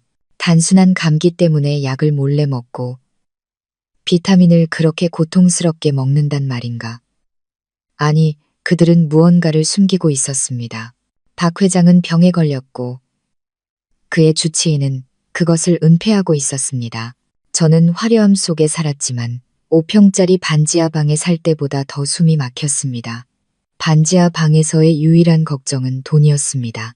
하지만 이곳에서는 돈이 있었지만 수천 가지의 걱정이 생겨났습니다. 그리고 요즘 가장 이상하고 두려운 것은 박 회장의 냉담함이 아니라 제 딸 예나에게 보이는 그의 기묘한 관심이었습니다. 그는 저를 전염병처럼 피하면서도 예나에게는 먼저 다가갔습니다. 그것은 제가 도무지 이해할 수 없는 일이었습니다. 제가 너무 젊어서 부담스럽다고 탓하던 그 남자가 신혼 첫날 밤의 실패 이후 제 얼굴을 똑바로 쳐다보지도 못하던 그 남자가 정원의 등나무 아래에서 인내심을 갖고 앉아 있었습니다. 무엇을 하기 위해서였을까요? 8살짜리 제 딸과 체스를 두기 위해서였습니다. 저는 제 방, 그 차가운 손님방 창문에서 정원을 내려다보았습니다. 박 회장이 예나에게 폰을 움직이는 법, 나이트가 움직이는 법을 가르쳐주고 있었습니다. 저를 볼 때는 냉정하고 굳어있던 그의 65살 얼굴이 제 딸을 볼 때는 이상할 정도로 다정했습니다. 예나가 바보 같은 술을 두었을 때 그는 진심으로 미소 지었습니다. 저는 그가 그렇게 웃는 것을 본 적이 없었습니다. 그 극명한 대조에 등골이 오싹했습니다. 그는 저를 무엇으로 생각하는 걸까? 그의 수치심을 목격한 증인. 예나는 순수한 아이였습니다. 일주일에 8번이 뭔지, 남자의 무력감이 뭔지 몰랐습니다. 예나의 눈에 그는 그저 인형을 사주고 예쁜 집에 살게 해주는 부자 아빠일 뿐이었습니다. 그렇습니다. 예나는 그에게 부담을 주지 않았습니다. 어느 날 오후 예나가 가벼운 기침을 했습니다. 아마 폐렴 후유증인 듯 했습니다. 제가 걱정하며 김집사를 부르려던 참에 낚시를 하러 간 줄 알았던 박 회장이 갑자기 방문 앞에 나타났습니다. 그는 저를 쳐다보지도 않고 예나에게 곧장 다가갔습니다. 그는 허리를 숙여 주름진 손을 아이의 이마에 댔습니다. 열이 좀 있군. 모든 것을 계산하며 늘 평정을 유지하던 그의 얼굴에 처음으로 걱정하는 기색이 역력했습니다. 그는 즉시 전화를 꺼내 들었습니다. 김 원장, 지금 당장 최고의 소아과 의사 데리고 이리로 와. 내 딸이 기침을 해. 저는 그 자리에 얼어붙었습니다. 내 딸. 그는 당신 딸이 아니라 내 딸이라고 말했습니다. 식탁에서 저와 명확하게 선을 그을 때 썼던 그 호칭이 아니었습니다. 그는 공개적으로 예나를 자신의 딸로 여기고 있었습니다. 무슨 계획일까? 제 딸을 빼앗으려는 걸까? 제게 거짓말을 했던 김 원장은 아주 빨리 도착했습니다. 이번에는 혼자가 아니라 나이 지긋한 교수와 함께였습니다. 그들은 예나를 극도로 조심스럽게 돌보았습니다. 박 회장은 곁에 서서 계속 지시를 내렸고 완벽하게 걱정하는 아버지 역할을 연기했습니다. 저는 그 광경을 멀리서 지켜보았습니다. 저는 그의 아내이자 예나의 엄마였지만 그 순간 저는 이방인이었습니다. 박 회장은 저를 냉대하고 버렸지만 제 딸에게는 극진히 대했습니다. 이 친절함은 잔인함보다 더 무서웠습니다. 그것은 마치 잘 짜인 덫처럼 느껴졌습니다. 제가 그저 임시다리에 불과하고 그가 예나를 얻고 나면 이 다리는 더 이상 필요 없게 될지도 모른다는 생각이 들었습니다. 박 회장의 모순적인 태도에 저는 밤잠을 설쳤습니다. 저는 이 집에서 그의 음식을 먹고 그의 돈을 썼지만 그를 도무지 이해할 수 없었습니다. 그는 침실에서의 초라한 실패자이면서 권위적인 재벌 회장이었고 동시에 인내심 많은 아버지였습니다. 그 수많은 역할 중에 어떤 것이 진짜 모습일까? 저는 이 화려함 속에 갇혀 있었습니다. 예나에게는 전담 보모와 가정 교사가 생겼습니다. 저는 더 이상 돈 걱정을 하지 않았지만 그보다 더 큰 것을 걱정하기 시작했습니다. 저는 제 딸을 점점 잃어가고 있었습니다. 아이는 저보다 바가빠를 더 따랐습니다. 저는 부에도 그만의 언어가 있다는 것을 깨달았고 그 언어는 제 사랑의 속삭임보다 제 딸에게 더 효과적으로 말을 걸고 있었습니다. 그날 밤 저는 도저히 잠을 이룰 수 없었습니다. 새벽 1시가 넘었을 때 아래층에서 소리가 들렸습니다. 유리가 깨지는 듯한 아주 큰 소리였습니다. 심장이 쿵쾅거렸습니다. 도둑인가? 하지만 이곳의 보안 시스템을 생각하면 그럴 리가 없었습니다. 저는 조심스럽게 방을 나섰습니다. 복도는 어두웠지만 계단 아래에서 새어나오는 불빛이 보였습니다. 소리는 박 회장의 서재에서 나고 있었습니다. 저는 두려우면서도 궁금한 마음에 천천히 내려갔습니다. 가까이 다가가 보니 서재에 불은 켜져 있었고 문은 살짝 열려 있었습니다. 그리고 분노에 찬 으르렁거리는 소리가 들렸습니다. 박 회장의 목소리였습니다. 그는 전화 통화를 하고 있었습니다. 아니, 전화기에 대고 소리를 지르고 있었습니다. 김 원장, 나한테 뭐라고 했어? 인내심을 가지라고 했잖아. 내가 3주 동안 참았어. 당신이 준 약은 밥보다 더 많이 먹었어. 왜 효과가 없는 거야? 저는 벽에 기대숨을 죽였습니다. 김 원장이었습니다. 그가 의사와 통화하고 있었습니다. 수화기 너머에서 무언가 말하는 소리가 들렸지만 그것은 박 회장을 더욱 격분시킬 뿐이었습니다. 그가 으르렁거렸습니다. 관심 없어. 다른 방법을 찾아. 내가 당신한테 쏟아부은 돈이 얼만데 기다리라는 말이나 들으려고 준 줄 알아. 난 65이지. 95이 아니야. 난 고장 날 수 없다고. 고장. 바로 그 단어였습니다. 신혼 첫날 밤 제가 그에게 물었던 그 단어. 그 단어가 그를 괴롭히고 있었던 것입니다. 그리고 그는 울기 시작했습니다. 아니, 우는 것이라기보다는 절망적인 절규에 가까운 소리였습니다. 그 여자가 알아버렸어. 젠장, 김 원장. 그 여자가 다 봤다고. 그 젊은 마누라. 그 35살짜리 여자가 다 봤어.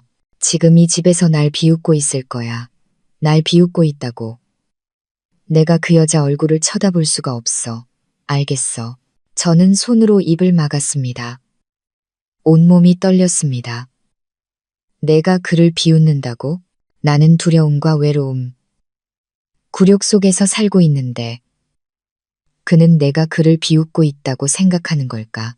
다른 방법을 찾아. 김 원장, 무슨 수를 써서라도 내 집에서 고장난 놈으로 살 수는 없어. 그는 마지막 말을 내지르고는 쾅 하는 소리와 함께 전화를 던져버린 듯 했습니다. 그리고 또다시 쨍그랑 하는 소리가 들렸습니다. 이번에는 아마 화병이나 재떨이었을 겁니다. 저는 비틀거리며 뒷걸음질 쳤습니다. 서둘러 제 방으로 돌아와 문을 잠그고 바닥에 주저앉았습니다. 이제야 알겠습니다. 그는 단순히 아픈 게 아니었습니다. 그는 강박에 시달리고 있었습니다.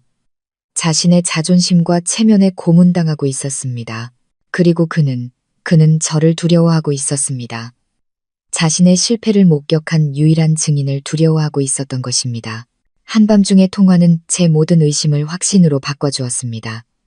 박 회장은 병을 앓고 있었고 김 원장은 비밀리에 그를 치료하고 있었습니다. 하지만 무슨 병일까? 고장이라는 말은 너무 모호했습니다. 저는 제가 어떤 문제를 가진 사람과 함께 살고 있는지 정확히 알아야 했습니다.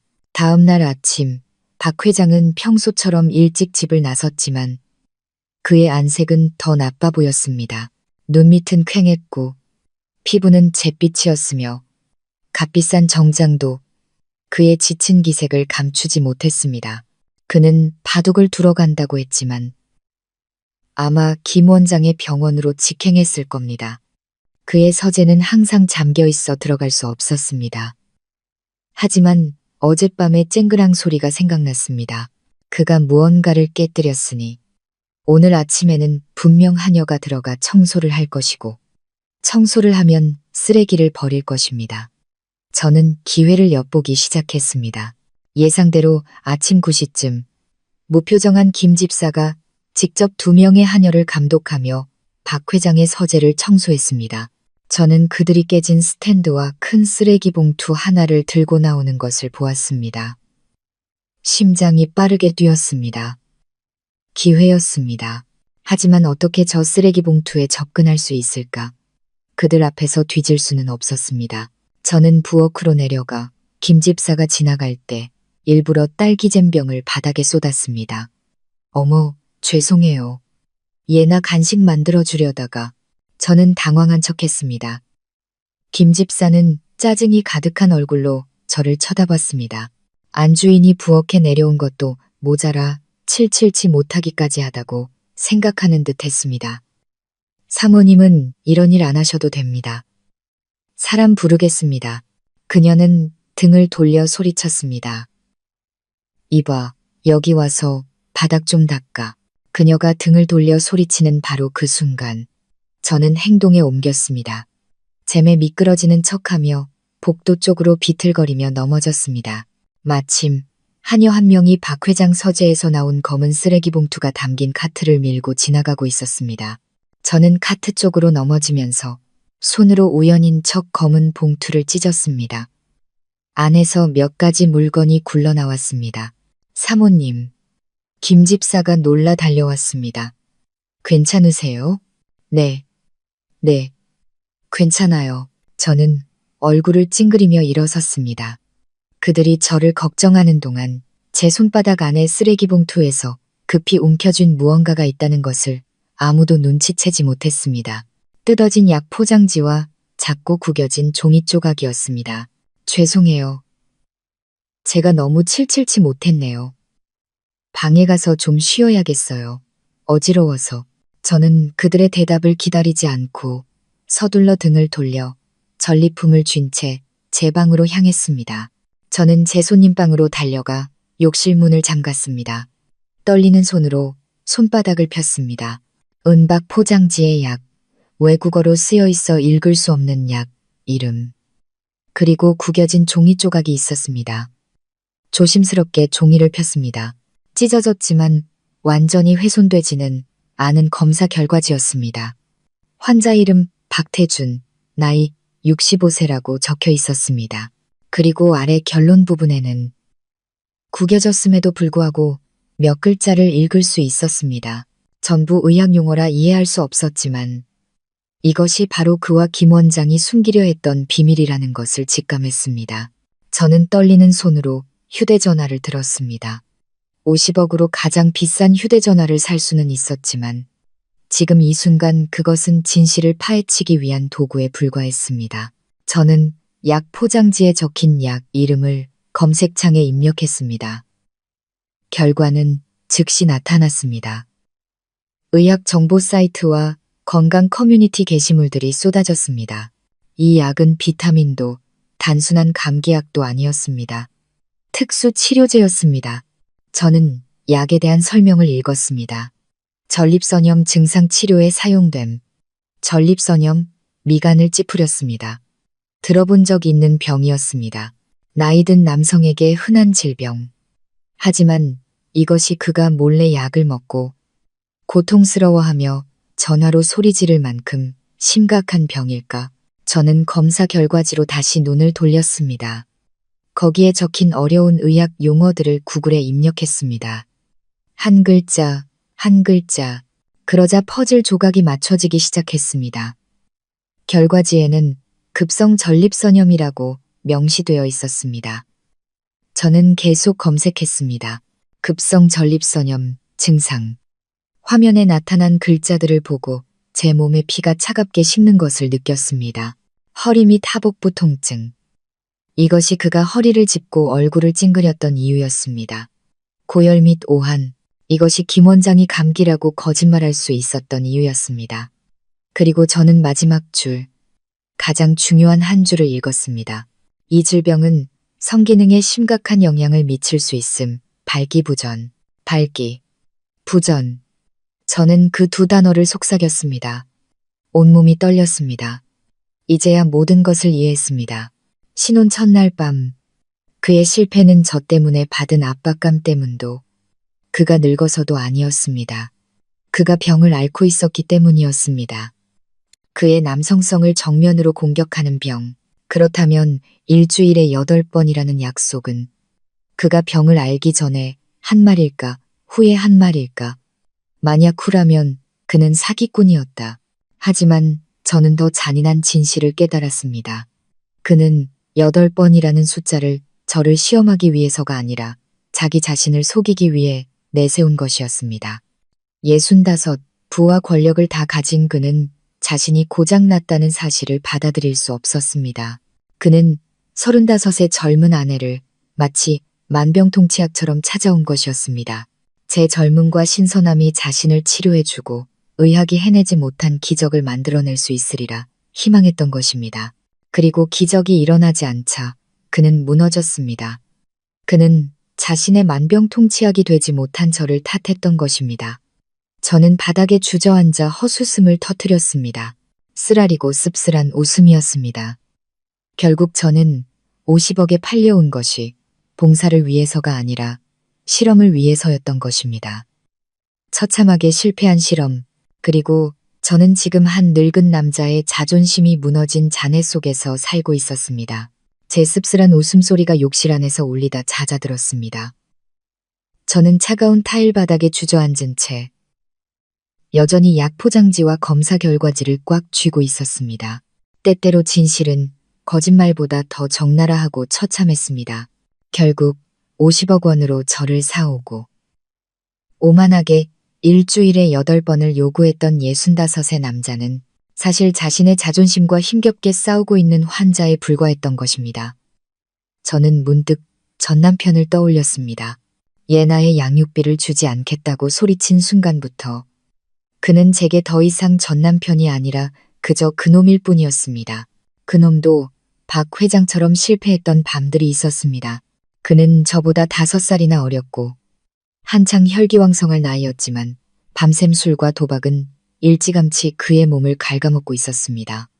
하지만 그의 반응은 달랐습니다.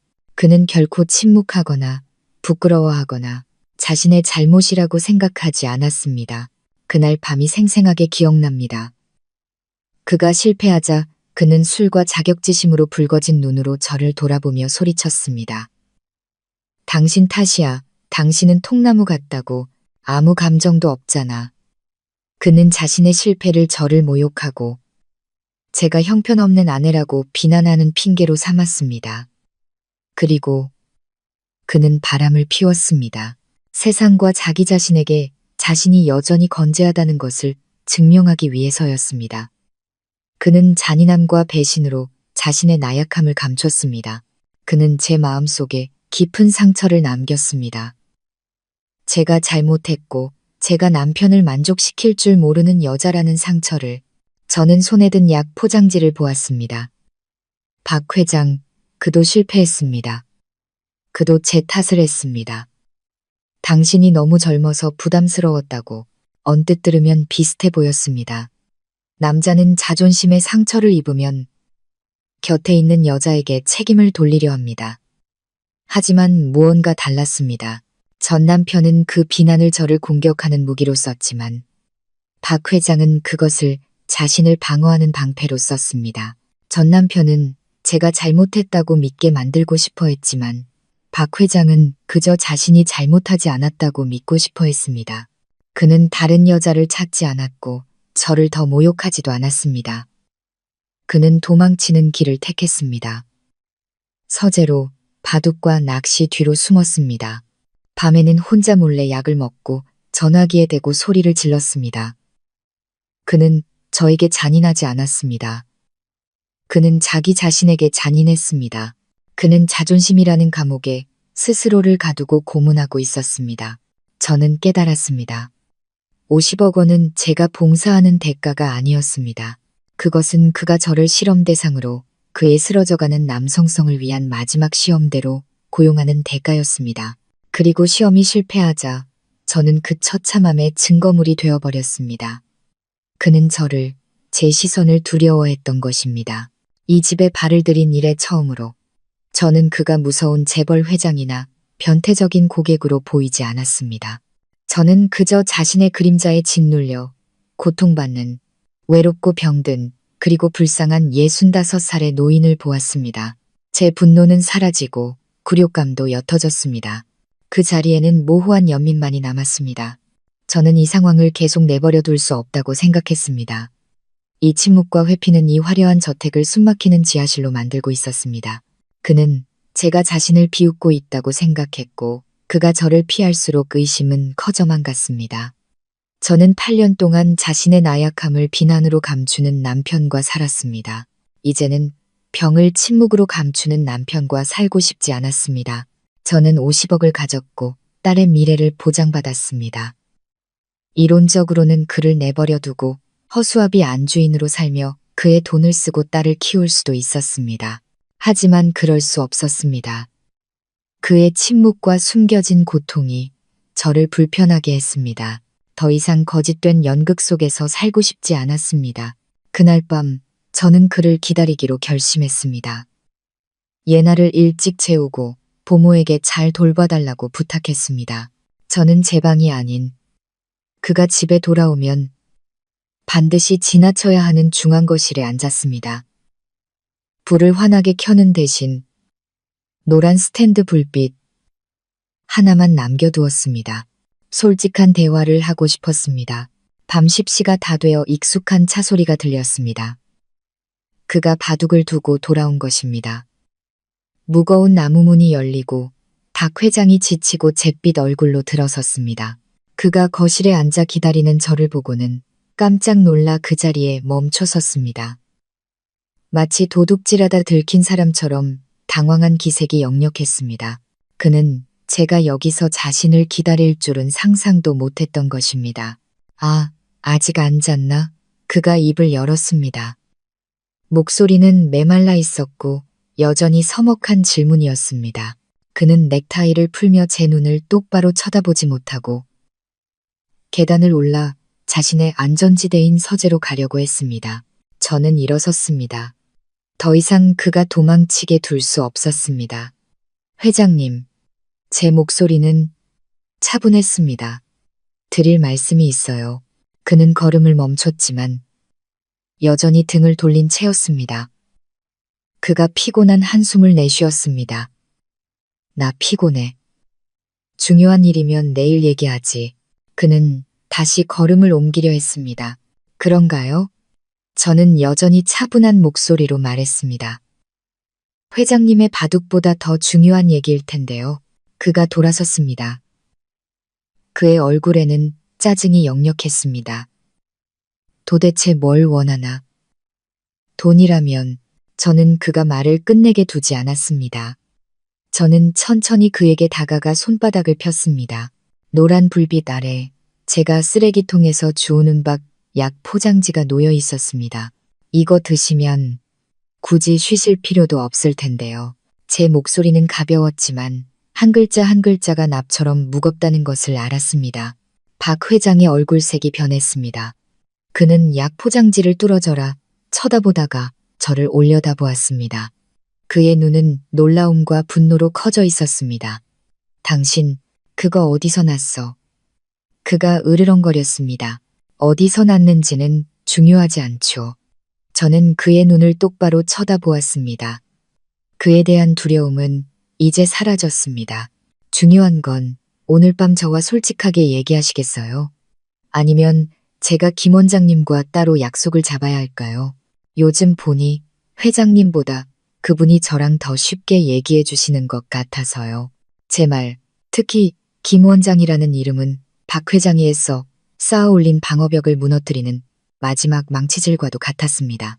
그의 얼굴에서 분노가 사라지고 그 자리에는 완전한 붕괴만이 남았습니다. 그는 더 이상 권위적인 재벌 회장이 아니었습니다. 그는 비틀거리며 윤이 나는 원목 계단 난간을 잡았습니다. 그러지 않았다면 그는 그대로 주저앉았을지도 모릅니다. 당신 다 알고 있었나? 그가 숨을 헐떡였습니다. 그의 목소리에는 더 이상 위험이 없었고 모든 것이 발각된 늙은이의 떨림만이 있었습니다. 그는 저를 아내가 아닌 판사처럼 쳐다보았습니다. 저는 대답하지 않았습니다. 그저 약 포장지를 쥔 채 그를 바라보았습니다.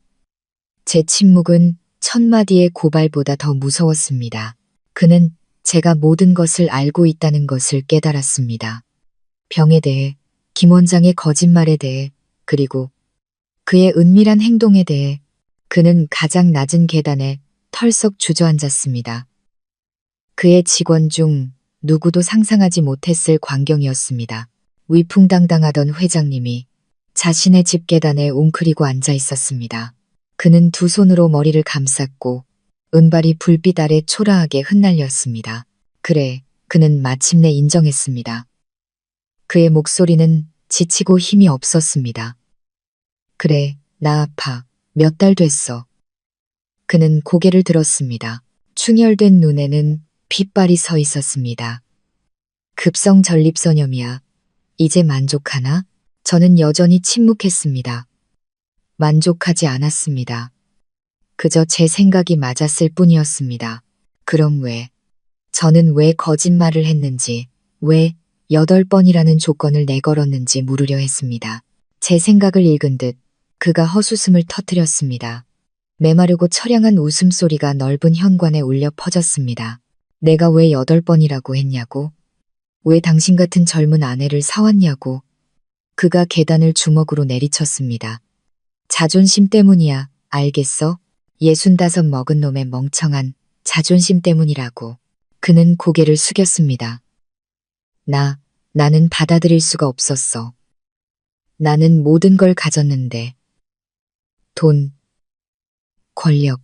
그런데 내가 고장났다고 나는 생각했어.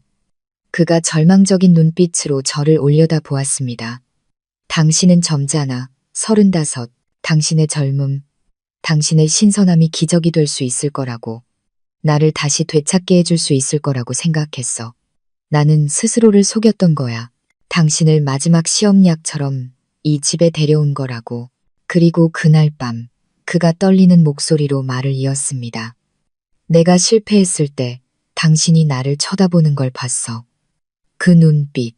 나는 당신이 무슨 생각을 하는지 알았어. 당신은 날 비웃고 있었어. 경멸하고 있었어.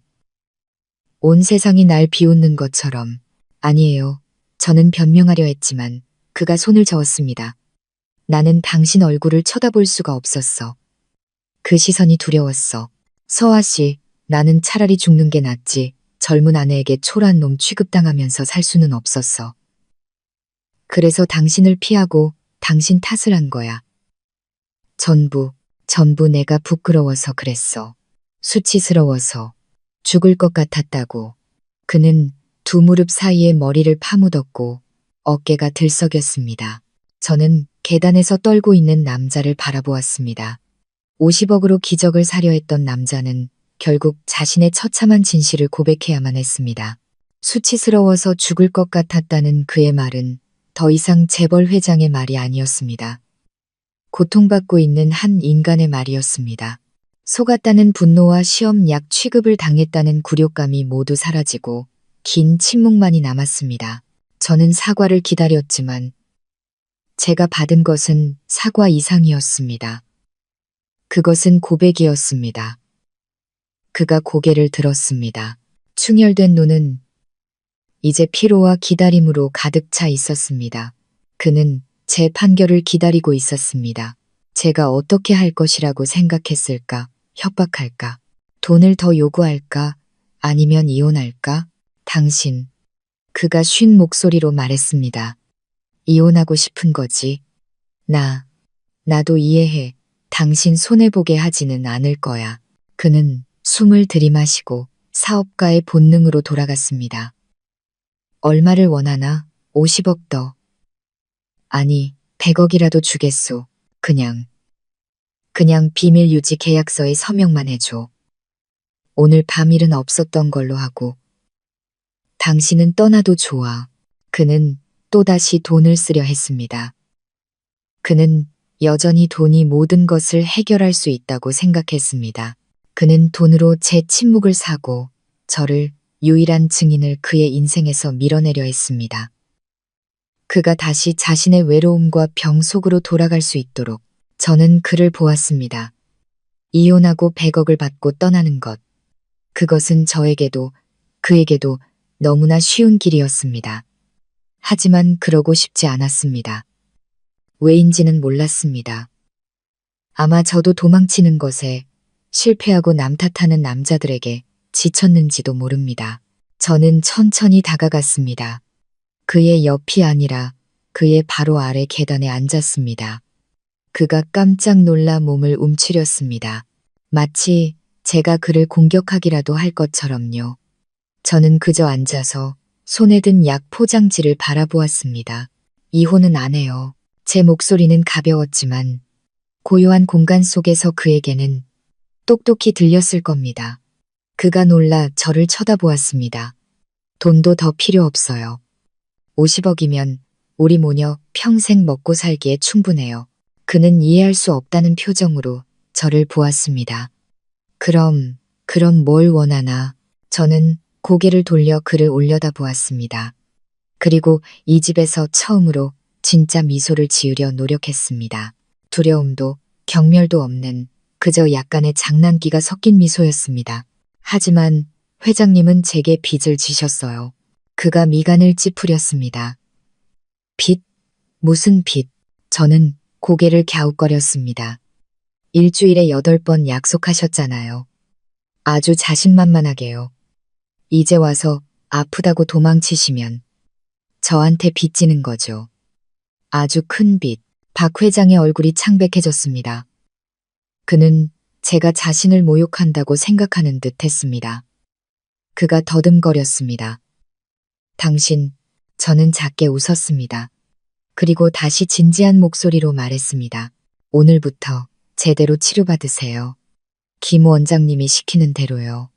이 약도 시간 맞춰 드시고 몰래 드시지 마시고요. 저는 일어나 그의 손에 약 포장지를 쥐어주었습니다. 그리고 회장님 건강해지시면 저한테 진 빚 8번 다 갚으셔야 해요. 그는 혼란스러운 눈빛으로 저를 바라보았습니다. 저는 미소를 지으며 마지막 말을 덧붙였습니다. 저랑 체스 8판 두셔야죠. 예나 가르쳐 주시는 거 보니까 아주 잘 두시던데 저도 배우고 싶거든요. 박 회장은 그 자리에 얼어붙었습니다. 그는 늙고 피곤하고 충혈된 눈으로 제 눈 속에서 비아냥이나 조롱을 찾으려 애썼습니다. 하지만 그는 아무것도 찾지 못했습니다. 그는 그저 자신을 평온한 눈으로 바라보는 35살의 여자를 볼 수 있을 뿐이었습니다. 그리고 65의 재벌 회장, 자존심 때문에 전화기에 대고 소리 지르던 그 남자는 고개를 떨구었습니다. 그의 어깨가 들썩였습니다. 그는 아무 말도 하지 않았습니다. 그저 손으로 얼굴을 가렸고 저는 우는 소리를 들었습니다. 절규가 아니라 너무나 오랫동안 짊어져 온 짐을 마침내 내려놓은 사람의 흐느낌이었습니다. 박 회장의 흐느낌은 넓은 현관에 울려 퍼지다 이내 잦아들었습니다. 저는 그가 얼마나 오랫동안 그 짐을 짊어지고 있었는지 알 수 없었습니다. 다만 늘 정상에 서 있는 것에 익숙했던 65살 재벌 회장의 울음소리는 나약함이 아니라 마침내 무너져 내린 성벽의 소리처럼 들렸습니다. 저는 그저 조용히 그의 발치 계단에 앉아 있었습니다. 위로의 말을 건네거나 등을 토닥이지 않았습니다. 지금 그에게 필요한 것은 동정이 아니라 회장님이 아닌 한 사람의 인간으로 있을 순간이라는 것을 알았기 때문입니다. 한참 후에야 그가 고개를 들었습니다. 더 이상 붉어진 눈을 감추려 하지 않았습니다. 그는 피곤하고 어딘가 고마워하는 듯한 눈빛으로 저를 바라보았습니다. 당신, 날 경멸하지 않는 건가? 그가 쉰 목소리로 물었습니다. 저는 고개를 저었습니다. 제가 무슨 자격으로 회장님을 경멸해요? 아프면 치료받는 건 당연한 거예요. 죄가 아니잖아요. 저는 일어섰습니다. 늦었어요. 방에 올라가서 쉬세요. 제가 돌아서려 할 때 그가 저를 불렀습니다. 서아 씨, 그날 밤 당신 탓을 해서 미안했소. 내가 정말 초라했지. 저는 그를 돌아보았습니다. 네, 그날 밤 회장님은 정말 초라했어요. 저는 솔직하게 말했습니다. 하지만 그 초라함은 회장님이 고장 나서가 아니라 저와 자기 자신 모두에게 거짓말을 하려 했기 때문이에요. 이제 그러지 마세요. 65이면 그렇게까지 애쓰지 않으셔도 돼요. 저는 당황한 그를 남겨두고 자리를 떴습니다. 아마 그는 평생 처음으로 여자에게 그런 식으로 훈계를 들었을 것입니다. 그날 밤 이후 이 저택의 모든 것이 변했습니다. 저와 박 회장 사이에 보이지 않는 벽이 사라졌습니다. 그는 더 이상 저를 피하지 않았습니다. 우리는 여전히 각자의 방을 썼지만 제가 지나갈 때 그의 서재문은 더 이상 굳게 닫혀 있지 않았습니다. 그리고 저는 제 일을 시작했습니다. 계약서에 명시된 일이 아니었습니다. 저는 인터넷에서 전립선염에 대한 모든 것을 찾아보았습니다. 그 병이 남자의 자존심뿐만 아니라 실제로 얼마나 고통스럽고 피곤한지를 알게 되었습니다. 엄격한 식단 관리가 필요했습니다. 다음 날 제가 부엌으로 내려가자 김 집사가 미간을 찌푸렸습니다. 사모님, 필요하신 게 있으시면 저를 부르십시오. 부엌일은 저는 그녀를 평온하게 바라보며 말했습니다. 오늘부터 회장님 식사는 제가 직접 챙길 겁니다. 브로콜리, 호박, 토마토 위주로 준비해 주시고 맵거나 짠 음식, 그리고 술은 절대 상에 올리지 마세요. 김 집사는 깜짝 놀랐습니다. 제가 처음으로 내린 명령이었습니다. 하지만 그 명령은 주인의 건강을 위한 것이었습니다. 그녀는 고개를 숙였습니다. 네, 사모님. 그날 저녁, 저는 직접 약과 토마토 주스를 들고 그의 방으로 갔습니다. 그는 책을 읽다가 저를 보고 당황한 듯 했습니다. 당신, 이럴 필요 없는데, 사람이 있는데, 저는 테이블에 주스를 내려놓았습니다. 드세요. 저한테 체스 8판 빚지셨잖아요. 건강해지셔야 빚을 갚죠. 수치스러웠던 8번이라는 말은 이제 제 입을 통해 우리만의 암호가 되었습니다. 그의 병을 부끄러워하지 않고 이야기하는 방법이었습니다. 박 회장은 저를 보더니 주스 잔을 들어 단숨에 비웠습니다. 그는 고맙다는 말은 하지 않았지만 저는 그가 이 관심을 받아들였다는 것을 알았습니다. 우리는 예나와 함께 저녁 식사를 하기 시작했습니다. 식탁은 더 이상 숨막히는 침묵으로 채워지지 않았습니다. 그는 예나에게 학교 생활을 물었고 저는 그에게 체스를 물었습니다. 저는 정말 배우고 싶었습니다. 이 집에서 허수아비 안주인으로 살고 싶지 않았습니다. 무언가 할 일이 필요했습니다. 저는 더 이상 시험약도 증인도 아니었습니다. 저는 얼떨결에 그의 건강관리인이자 말벗이 되었습니다. 그가 50억을 주고 전혀 다른 이유로 사온 바로 그 말벗이었습니다. 제 삶은 새로운 궤도에 올랐습니다. 아침에는 예나를 국제학교에 데려다 주었습니다.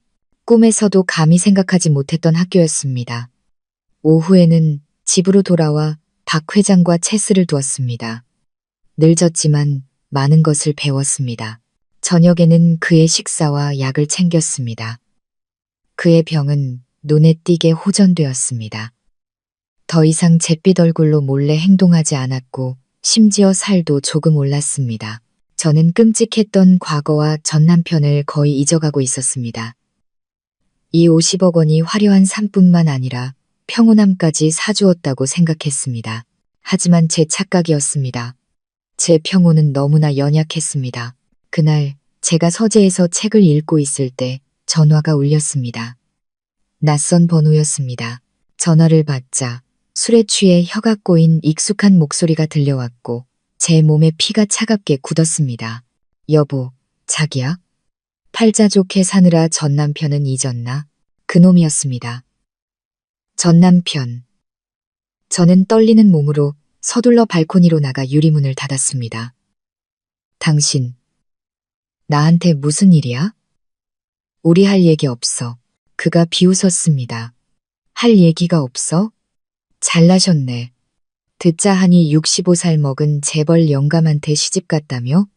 대단하다, 진서아. 그러더니 그의 목소리가 위협적으로 변했습니다.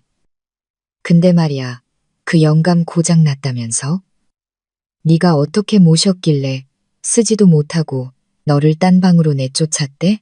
심장이 멎는 것 같았습니다. 어떻게 그가 알았을까? 무슨 말도 안 되는 소리야. 말도 안 돼? 그가 소리쳤습니다. 그 중매쟁이 이모가 동네방네 떠들고 다니던데. 네가 총애를 잃었다고. 그 집에 들어가서 하녀보다도 못한 취급받는다고. 어때? 고장난 영감한테 빌부터 사니까 쪽팔리지 않냐? 큰이모, 그녀였습니다. 제가 기대에 못 미치자 밖에서 제 험담을 하고 다닌 것이었습니다. 그래서 뭘 원하는데? 저는 이를 악물었습니다. 두려움이 저를 덮쳐왔습니다. 나 돈이 너무 급해서. 그가 노골적으로 말했습니다. 너 재벌집에 살잖아. 50억도 받았다며. 나한테 10억만 줘. 딱 10억. 내가 입 다물어주는 값이야. 나 돈 없어. 제가 소리쳤습니다. 없어? 그가 으르렁거렸습니다. 그럼 내가 직접 그 저택으로 찾아가지. 내 고장난 남편한테 네가 내 아내였다는 사실을 알려주고 내 딸 예나한테는 지 엄마가 얼마나 대단한지 몸 팔아서 자길 키웠는지 다 말해줄 거야. 내가. 하지마. 저는 울음을 터뜨렸습니다. 공포에 숨이 막혔습니다. 그가 박 회장에게 말하는 것은 두렵지 않았습니다. 예나에게 말하는 것이 두려웠습니다. 제 딸은 제 전부였습니다. 그럼 10억, 24시간 주지. 돈 없으면 날 원망하지 마. 그는 전화를 끊었습니다. 저는 발코니 바닥에 주저앉아 소리 없이 울었습니다. 제 거짓된 평온은 갈갈이 찢겨나갔습니다. 10억을 어디서 구한단 말인가. 박 회장이 제게 카드를 주었지만 10억은 너무 큰 돈이라 그가 모르게 인출할 수는 없었습니다. 바로 그때 발코니 문이 열렸습니다. 박 회장이 서 있었습니다. 그는 모든 것을 들었습니다. 그의 얼굴에는 분노도 놀라움도 없었습니다. 무서울 정도로 평온했습니다. 그놈이 어디서 만나자고 했나? 그가 물었습니다. 회장님, 들으셨어요? 제가 더듬거렸습니다. 그는 제 질문에 대답하지 않고 전화를 꺼내 번호를 눌렀습니다. 여보세요, 홍 변호사. 처리할 일이 있네. 그는 저를 보았습니다. 그놈 어디 있나? 저는 떨리는 목소리로 그놈이 약속한 카페 주소를 말했습니다. 박 회장은 고개를 끄덕이고 전화기에 대고 말했습니다. 지금 오후 카페에 있는 놈 하나 찾아 내 아내를 협박하고 있어. 법적인 테두리 안에서 그 놈을 내 아내 인생에서 영원히 사라지게 만들어주게.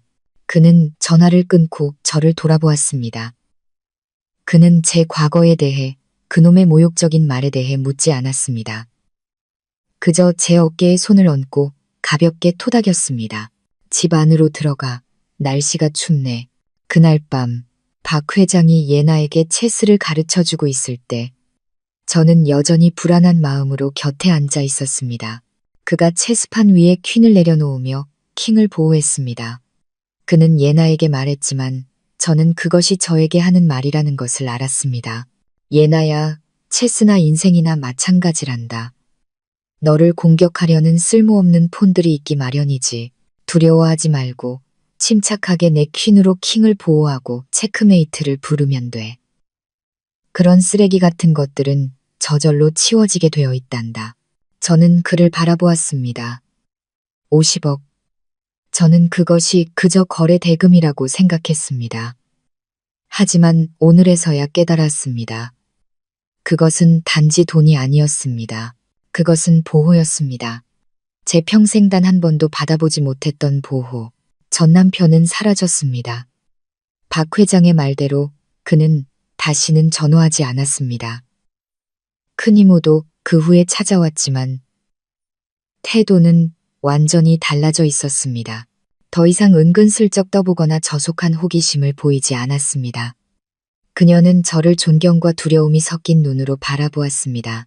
아마 전 남편에게 무슨 일이 있었는지 들었고 이 50억짜리 안주인이 만만한 상대가 아니라는 것을 깨달았을 겁니다. 저택의 삶은 다시 평온을 되찾았습니다. 하지만 이번에는 진짜 평온이었습니다. 박 회장의 병은 눈에 띄게 좋아졌고 더 이상 몰래 약을 먹지 않았습니다. 저는 공개적으로 그의 건강 관리인이 되었습니다. 식사 때마다 저는 그의 옆에 앉아 제가 짠 식단대로 음식을 먹는지 감독했습니다. 그는 더 이상 무서운 회장님도 초라한 환자도 아니었습니다. 그는 예나의 박 아빠이자 제 나이 든 친구 박 회장님이 되었습니다. 우리는 더 많은 대화를 나누었습니다. 8번이나 50억에 대한 이야기가 아니었습니다. 제가 읽는 책에 대해, 그가 말하는 주식 시장에 대해, 그리고 우리 모두의 예나에 대해 이야기했습니다. 비가 내리는 어느 저녁, 도시가 깨끗하게 씻겨나가고 공기는 상쾌하고 시원했습니다. 예나는 깊이 잠들었고 저는 거실의 벽난로 앞에서 책을 읽고 있었습니다. 집은 고요했습니다. 박 회장이 서재에서 내려왔습니다. 그는 더 이상 저녁에 낚시를 가거나 바둑을 두러 가지 않았습니다. 그는 녹차를 우려 제 맞은편 의자에 앉았습니다. 멀리 떨어진 소파가 아니라 바로 가까운 의자였습니다. 우리는 잠시 침묵했고 창밖으로 빗소리만 들렸습니다. 건강이 많이 좋아졌어. 그가 갑자기 입을 열었습니다. 목소리는 낮고 따뜻했습니다. 김 원장은 기적이라고 하더군. 당신이 짜준 식단 덕분이라고 했지만 나는 알아. 그가 저를 보았습니다. 마음이 편해져서라는 걸. 저는 책을 덮었습니다. 건강해지셔서 다행이에요. 예나한테 체스 가르쳐줄 사람이 필요하잖아요. 그가 작게 웃더니 저를 깊고 다른 눈빛으로 바라보았습니다. 물건을 사려는 사람의 샅샅이 훑는 눈빛도 실패한 자의 부끄러운 눈빛도 아니었습니다. 65의 남자가 35의 여자를 바라보는 눈빛이었습니다. 서아 씨, 그가 목소리를 낮췄습니다. 당신은 35이야. 앞으로 살아갈 날이 창창해. 나 같은 병든 늙은이와 사는 게 당신에게 너무 불공평한 일은 아닌가? 저는 잠시 멈칫했습니다. 그가 제게 이런 질문을 한 것은 처음이었습니다. 그는 제 감정을 신경 쓰고 있었습니다. 저는 벽난로의 가짜 불꽃을 바라보았습니다. 불공평. 불공평이요? 제가 되물었습니다. 딸 병원비 500만 원 때문에 사방팔방 뛰어다녀야 했을 때가 불공평했죠. 전 남편이 저를 통나무 취급하며 바람 피우러 나갔을 때가 불공평했고요. 저는 그를 평온하게 돌아보았습니다. 하지만 여기서는 저에게는 집이 있고 제 딸은 안전하고 그리고 친구가 있어요. 친구. 그가 놀란 듯 했습니다. 네. 까다롭고 자존심 센. 하지만 나쁘지는 않은 늙은 친구요. 저는 미소 지었습니다. 박 회장은 저를 보더니 그도 미소 지었습니다. 진심으로 따뜻한 미소였습니다. 그는 손을 뻗어 제 손을 잡으려는 것이 아니라 의자 팔걸이에 놓인 제 손등을 가볍게 두드렸습니다. 아주 가벼운 접촉이었지만 벽난로의 불꽃보다 더 따뜻했습니다. 고맙소. 그러다 그가 갑자기 킥킥 웃었습니다. 그럼 난 아직 당신에게 체스 8판 빚진 거군. 한 달 내내 내가 가르치기만 했지 당신 한 판도 못 이겼잖아. 저도 웃음을 터뜨렸습니다. 8이라는 숫자는 그 의미를 완전히 바꾸었습니다.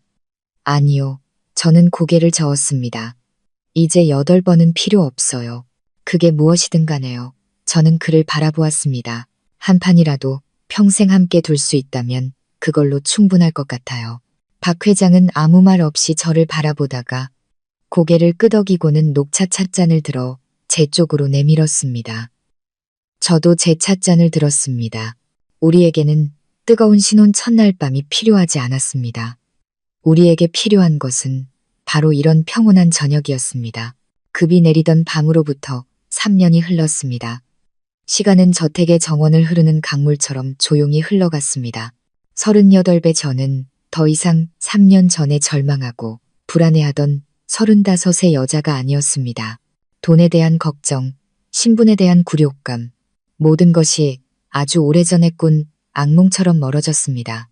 꿀처럼 노란 가을 햇살이 잔디밭에 길게 드리워진 오후, 저는 정원의 하얀 그네에 앉아 책을 읽고 있었습니다. 박 회장은 3년 전 제게 시내의 작은 갤러리를 열어주었습니다. 그는 제가 돈만 쓰는 안주인으로 살기를 원치 않는다며 저만의 공간을 갖고 싶어 했습니다. 그 갤러리는 이제 제 기쁨이자 일이자 세상이 되었습니다. 멀지 않은 곳에 돌 채스판 위에서 이제 11살이 된 예나가 눈을 가늘게 뜨고 고민하고 있었습니다. 아이는 똑똑하고 영리한 소녀의 티가 났습니다. 그 맞은편에는 이제 68이 된 박 회장이 앉아 있었습니다. 머리는 하얗게 새었지만 기색은 그 어느 때보다 좋았습니다. 그는 더 이상 까다로운 재벌 회장도 초라한 환자도 아니었습니다. 그는 예나의 박아빠이자 저의 할아버지, 스승, 그리고 늙은 친구였습니다. 전 남편은 정말로 사라졌습니다. 박 회장의 변호사와 이야기한 후 그는 겁에 질려 도망쳤다고 이모에게서 전해 들었습니다. 도박 빚이 너무 커져 더 이상 뜯어낼 곳이 없자 도시를 떠나야만 했다고 합니다. 그는 제 인생에서 깨끗하게 지워졌습니다. 제가 박 회장을 사랑하냐고요? 가끔 스스로에게 묻는 질문입니다. 그것은 젊은 날에 불타는 사랑도 제가 한때 환상에 품었던 열정도 아닙니다. 그것은 감사함과 존경심, 그리고 이해와 존중, 심지어 비밀 위에서 쌓아 올린 가족애와 같은 감정입니다. 그는 저와 예나에게 새로운 삶을 주었고, 저는 그에게 평온을 주며 자신의 자존심과 싸워 이기도록 도왔습니다.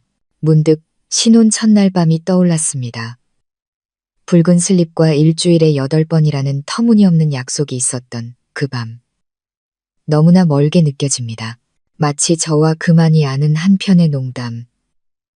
비밀처럼요. 이제 우리에게는 그 8번이 필요하지 않습니다. 체크메이트. 예나의 외침이 제 생각의 흐름을 끊었습니다. 제가 또 아빠 이겼어요. 박 회장은 호탕하게 웃었습니다. 조금의 거짓도 없는 상쾌한 웃음이었습니다. 허허, 이 녀석 정말 잘 두는구나. 또 졌네. 그는 예나의 머리를 쓰다듬고는 저를 올려다보았습니다. 그의 눈빛은 온화하고 따뜻했습니다. 저도 미소를 지으며 책을 덮었습니다. 제 인생도 한판의 체스와 같았습니다. 막다른 길에 몰려 더 이상 물러설 곳이 없다고 생각했습니다. 하지만 단 한 번의 올바른 수, 절망 속에서 내린 선택 하나가 완전히 새로운 판을 열어주었습니다. 제가 감히 꿈꿔본 적도 없는 평온한 판을요. 오늘 이야기에 공감하셨다면 구독과 좋아요를 눌러주시고 여러분의 생각도 댓글로 남겨주세요. 마음 쉼터는 다음 이야기로 다시 찾아뵙겠습니다. 감사합니다.